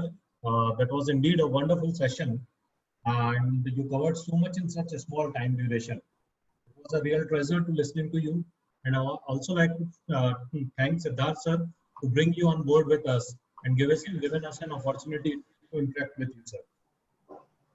Talking about the questions, sir, there are a couple of questions. With your permission, I am taking one of our member, Archana Jain ma'am. She had asked a question. Yeah, please go ahead. Yeah, please just.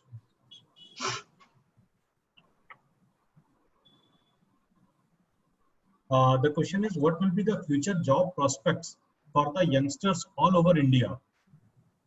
I think as was very rightly brought about, I think earlier, I think the sunrise sectors where the job opportunities are going to be are in the area of the technology-enabled businesses itself.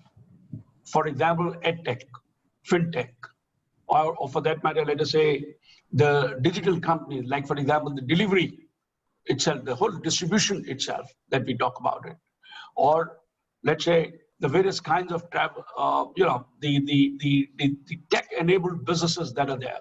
Even in the conventional businesses, like for example, Larsen and Toubro, as an example, L&T, I think the business, the opportunities are going to be coming up more from in the digital divisions, the businesses that would lend themselves to a digital outreach rather than in the productions or factory levels itself. As it is, they have really done away with much of their production in many of the factories in Mumbai and other places itself.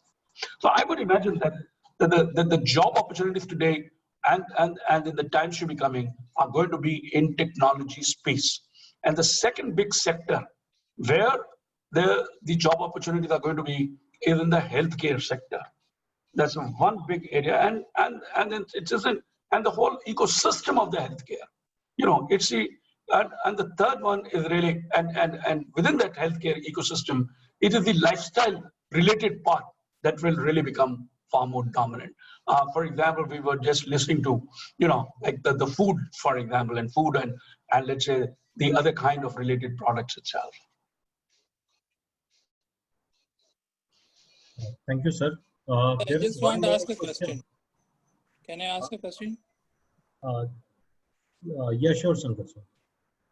Sir, I just want to ask Mr. Saxena ji, how much time it will take for India to be Atmanirbhar, rather without depending on China? Who's this? In all fields. Who's this? I'm Shankar. Shankar, sir. Shankar. Yeah. All right.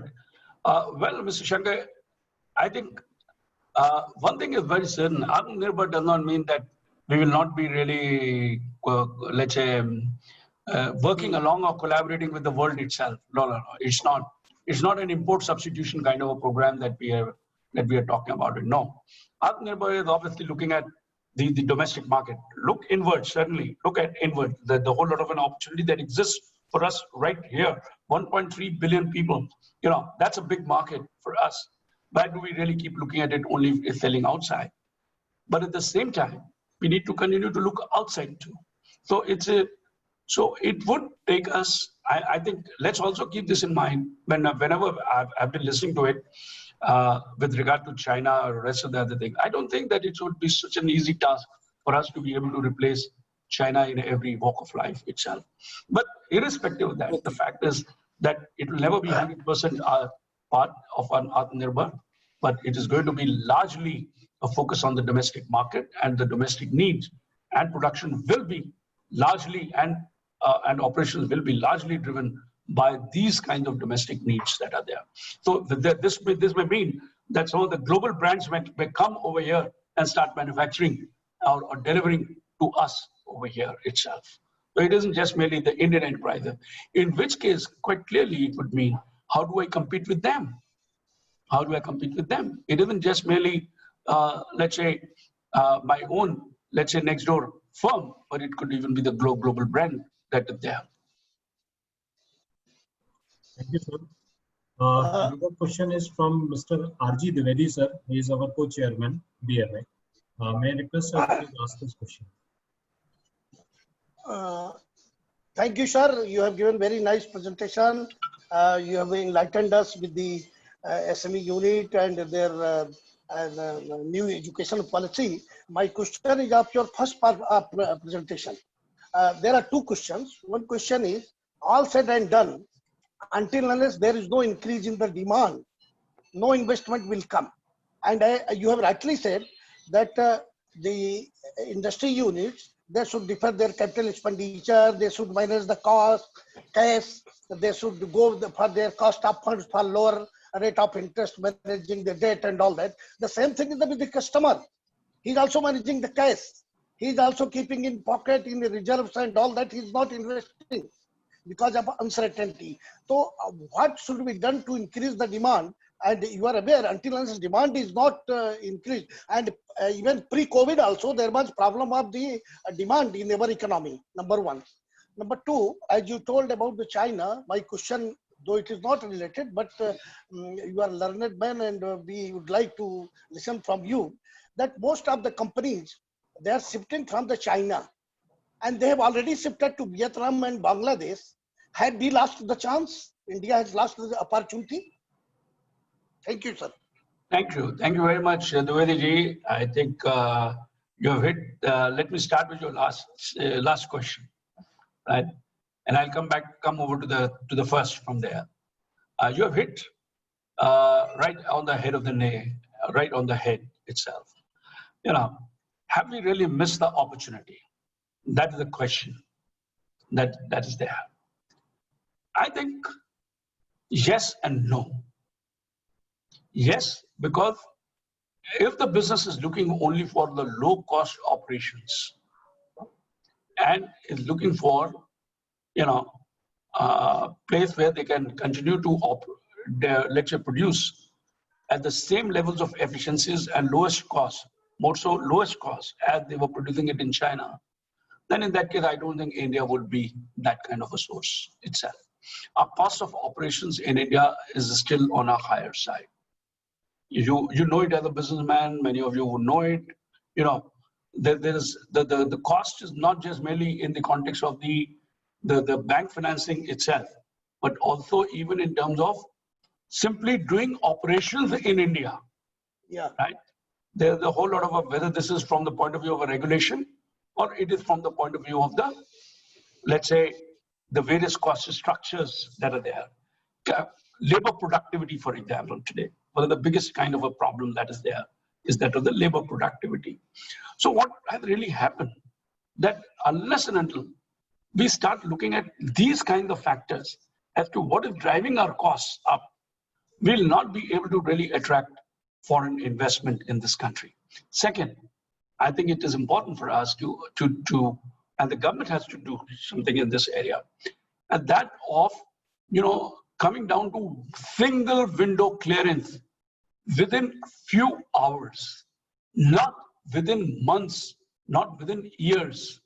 You know, I heard one of the investors in a meeting. I was in another meeting, and we were talking about the investment opportunities kind of thing.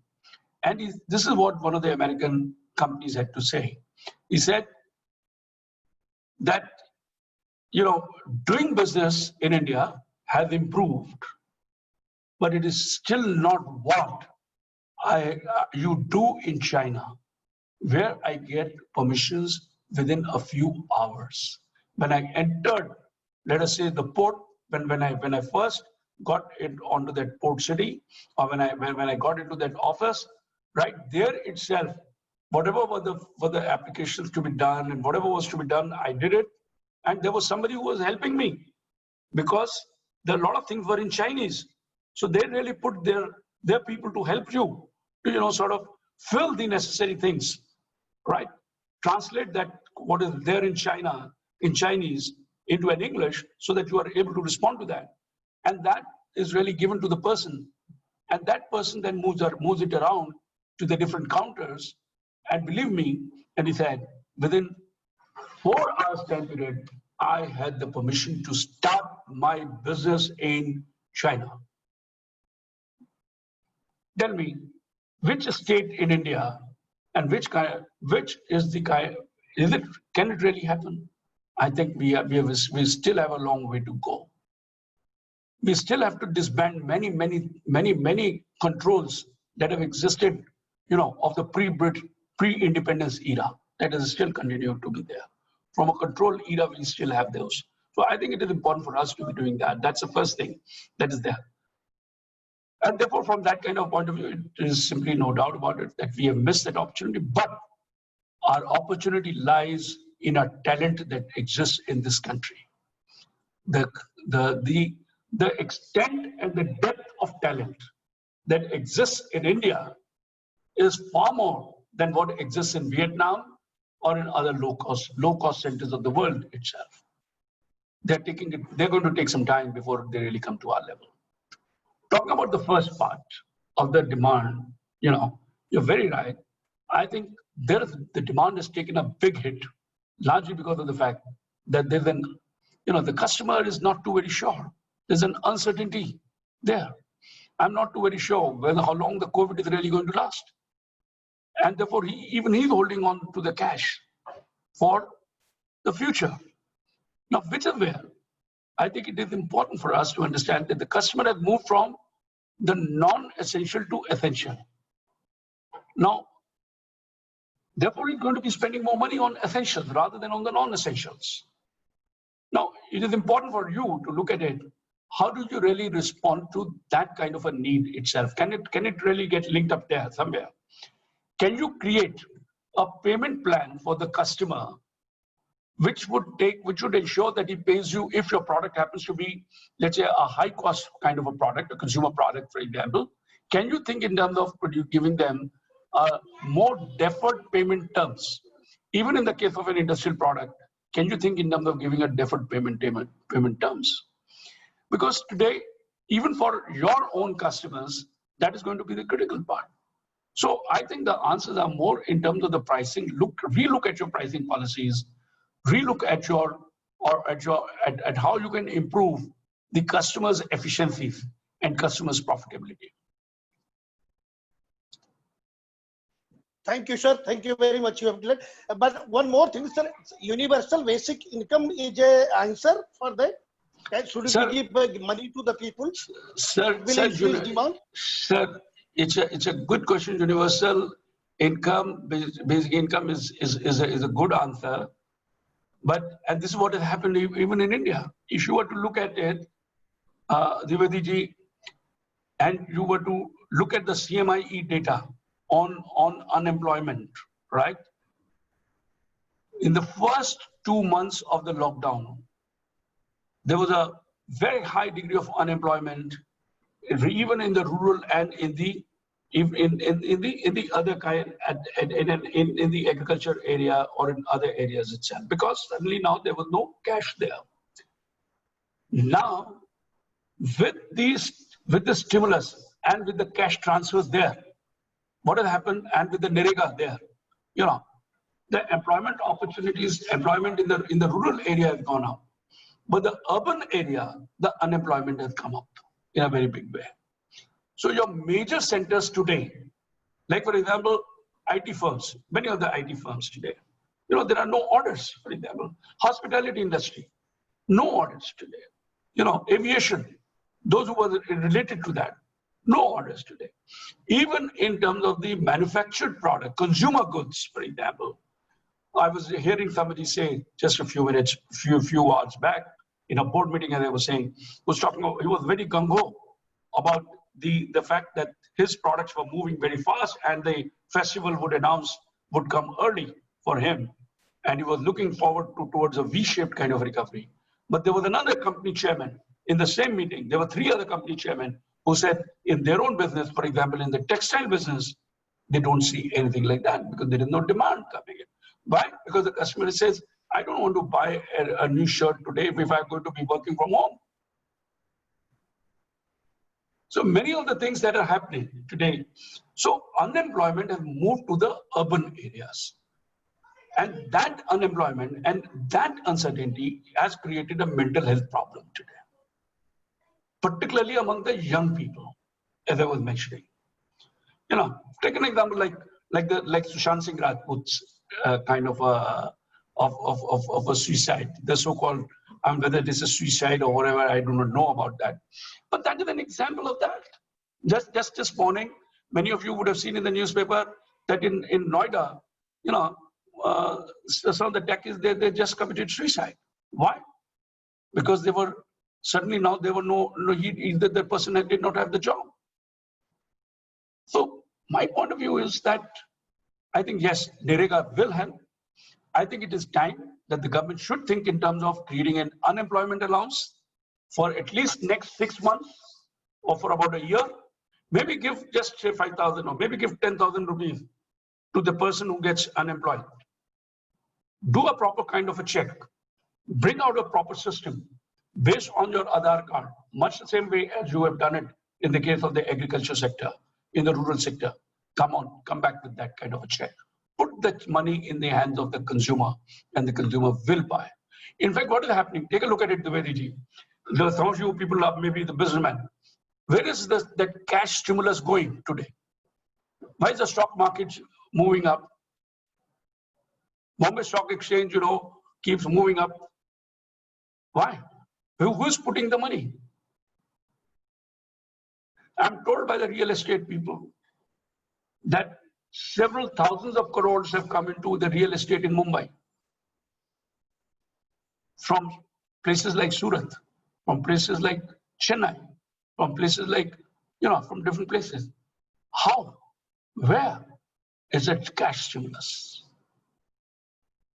So unfortunately, that cash stimulus which the government has talked about, the stimulus that is required for the purposes of turnaround, for the purpose of enabling that the businesses are able to really move their businesses forward, is not getting utilized the way that it should have been. That's my take. I may be wrong completely, but that's what my analysis of the market says. Thank you, sir. There are a few other questions, but that have been covered with these answers that you had provided. If you allow, sir, can we take one last question? Yeah, go ahead. Okay, we have with us Dr. Sulakshana Tiwari, ma'am. She wants to ask you a question. Ma'am, if you can please ask. Good evening, sir. I'm Dr. Sulakshana Tiwari, and I've been listening to the session. It's really very wonderful session today, and it's nice to see you face to face, though on this online, you know, session. My question is, sir, recently Mr. Dwivedi asked about the demand levels. So we have been continuously talking about in the past that we have to boycott the Chinese goods, and all these things are going on. But as soon as we see that when China puts some restrictions on the exports, and we see that the Chinese phones, especially the Vivo ones, they are out of the market. And there is a huge, I should say, the demand and supply gap. And mainly at this time when the students are totally dependent upon the online teaching, the school, or also you're looking forward for all kind of online teaching. And the phone are the low price phones are the real, help for the students to get the education. And at this point of time that we are finding the demand is there, but the supply is not there. So आपको ऐसा लगता है sir कि क्या ये मतलब हम आत्मनिर्भर भारत की तो बात जरूर करें, लेकिन क्या ये आपको नहीं लगता कि ये झूठी शान नहीं है कि हम अपने आप अभी डिपेंडेंट नहीं हैं अपने ऊपर, और हम इस पर्टिकुलर जब हम कोविड टाइम्स में हैं तो इस तरह की हम बात करें कि हम बॉयकॉट करेंगे और उसका अल्टीमेटली लॉस हो रहा हो जब हमारे पास कोई दूसरा ऑल्टरनेटिव नहीं हो. Thank you sir, but this is my question. Well, Dr. Tiwari, I think it is necessary to look at this whole China boycott from 2 points of view. One is very clearly the political part. And I don't think that any economic decision anywhere in the world is sans the political part. I don't think so. All economic decisions of the world, in the world by any government would always have the political, will always have an economic impact or the political implications itself. Now, obviously, faced with a whole lot of a situation where there's been a backlash, China has to suffer the backlash with multiple reasons. You know, there is today a doubt over the integrity of China. There is a doubt over what China has been doing, and obviously, there so much so that even in the WHO, there's been a discussion. I mean, people now today doubt WHO also, and the WHO, whether the WHO really should not have really told the world to be prepared for pandemic much earlier than what they really did it. So I think it is, we got to keep that in mind. Now, the other aspect is that of the part from a consumer point of view. What should the consumer be doing? Certainly, the demand for the smartphone is up. Yeah, there's no doubt about it. The demand for the tablets is high because of the digital learning, because of the digital mode. I think this is where it may take a bit of a time, but I think time has come when we need to be producing more number of tablets and products in India. Now, what is going to be happening? This is something which is very interesting, and this is something which is happening already now. These firms that are there in China are now, when they are faced with India market going away from them, they are wanting to sell out their business to Indian businesses, to Indian enterprises. For example, it will not be a surprise. You and I will not be. We should be surprised if, let us say, some of the Chinese smartphone manufacturers, they sell out to the Indian manufacturer. So their Indian operations would be sold out to the Indian firm. And these Indian firms would then be producing and selling them. Maybe they would also buy the brand and possibly, sort of take it forward. This is a very normal kind of a thing that would happen in any kind of a business war that happens. This has happened post 1991 in a global kind of a setup. When we start looking at it, when some of the Indian companies became the global giants, the only way that they became the global giants was when they started buying their competition. And what they did was they didn't buy their liabilities, they bought their assets and they bought their customers. And then they really were able to make it to the world market itself. Bharat Forge, as an example, which is one of the largest manufacturers of the world itself, was in 1991 was a small time manufacturer. But by the turn of the century, by almost about 2005 or 2007, it had come to being one of the top three. How? By buying up some of these forging manufacturers in the world itself, including in Germany. And they bought their assets. They didn't buy their liabilities, but they bought their assets. This is what is likely to be happening. I'm envisaging this to be happening. I'm also envisaging that many of the apps, it will not be a surprise if TikTok gets sold out to an American investor. It gets sold out to an Indian investor. I will not be surprised. I will equally not be surprised if Alibaba sells out to Amazon, for example.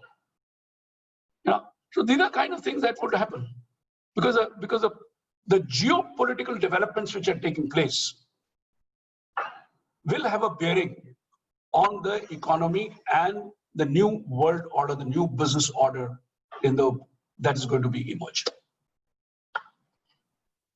Thank you, sir. Thank you very much, sir. That was really insightful, and I hope you have answered all the questions and everyone got the clarity. So, for a formal closing of this session, may I request Mr. Kunal Giani, sir, to please propose vote of thanks. And just a request, after this vote of thanks, I request everyone to please switch on their cameras for a while so that our BMA coordinator, Mr. Aamir, will take a photograph. Mr. Kunal Giani, sir, please. Thank you, Aditya, for moderating this wonderful session. This AGM, you've done a fantastic job. And it's my privilege to have been given this opportunity to present a vote of thanks here. And on behalf of BMA, I would really sincerely thank all our stakeholders, our executive members, Mr. Rajan Saxena, Mr. Siddharth Chaturvedi, Mr. Yogesh Pandit, who also happens to be a dear friend, to have come together today and spend their valuable time. And this was an insightful and a very detailed presentation, Mr. Rajan Saxena. You've taken this to a next level, and we will be immensely grateful to you, because we would be remembering this AGMs in years to come, especially for your session, because it was very insightful and very prevalent for today's economy and today's market as well. Before I start, what I want to say, the first person that came to my mind was our Mr. Aamir Khan, our center coordinator, who is the backbone for BMA. I've realized in the numerous organizations that I'm part of, that the fundamental reason for all organization to exist is the passion. And that, because every organization, all of us here are doing an honorary job. Nobody's getting paid for it. But it's the passion that drives us. It is that passion which takes us to the next level. And it is that passion which helps us to achieve what we have achieved right now. And I'm deeply thankful to Mr. Aamir Khan to have worked relentlessly for the past year and made all of the numerous events, not only this, for BMA. So, like you said, sir, problem well explained is half solved, and that's exactly what I believe in myself, being a first generation entrepreneur, especially into manufacturing, because every now and then manufacturing presents us with a host new of problems, and every problem is a solution towards a next bigger problem.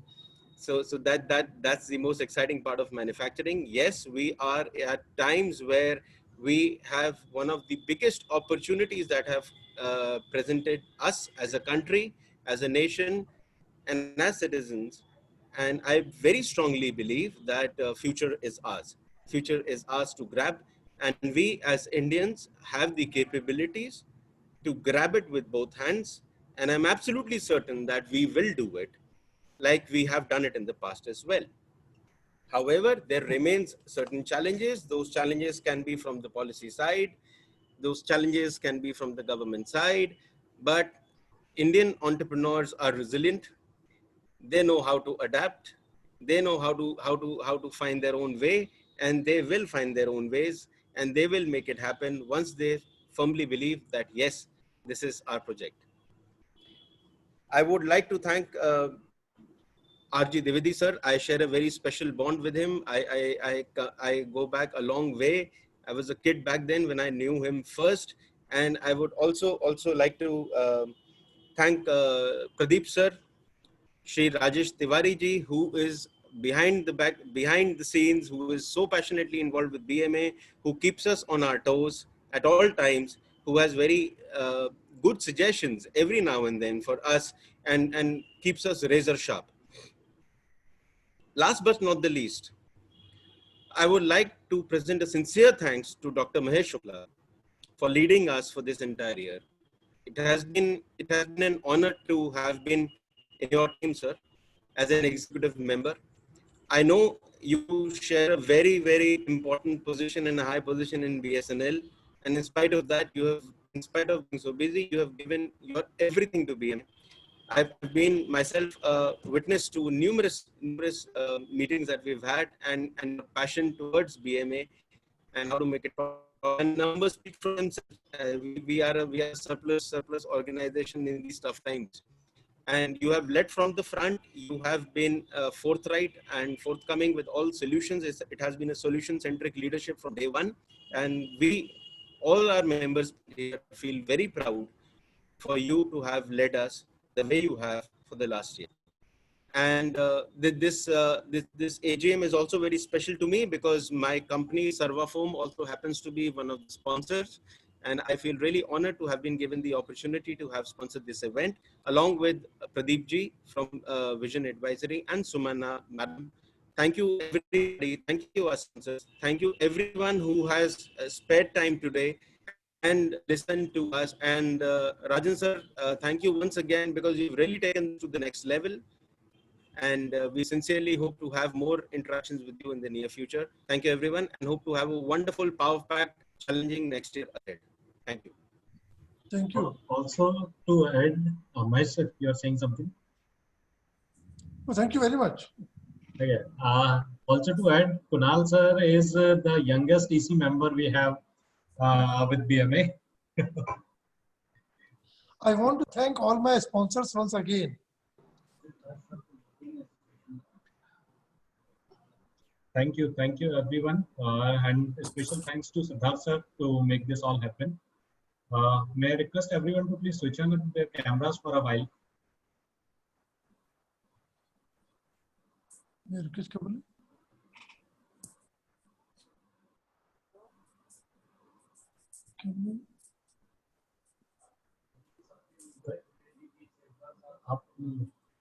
All right, thank you everyone. Thank you very much. Thank you. All the best. Bye. Thank you. Thank you. Thank you, Dr. Saxena, for joining. Thank you, Thank everyone. you. Thank you, sir. Thank you very much, Dr. Shukla sahab. Thank you. Thank you, sir. Thank you. Thank you very much. Thank you. Thank you. Thank you. Thank you. Thank you. I'm ending this meeting now. Thank you, sir.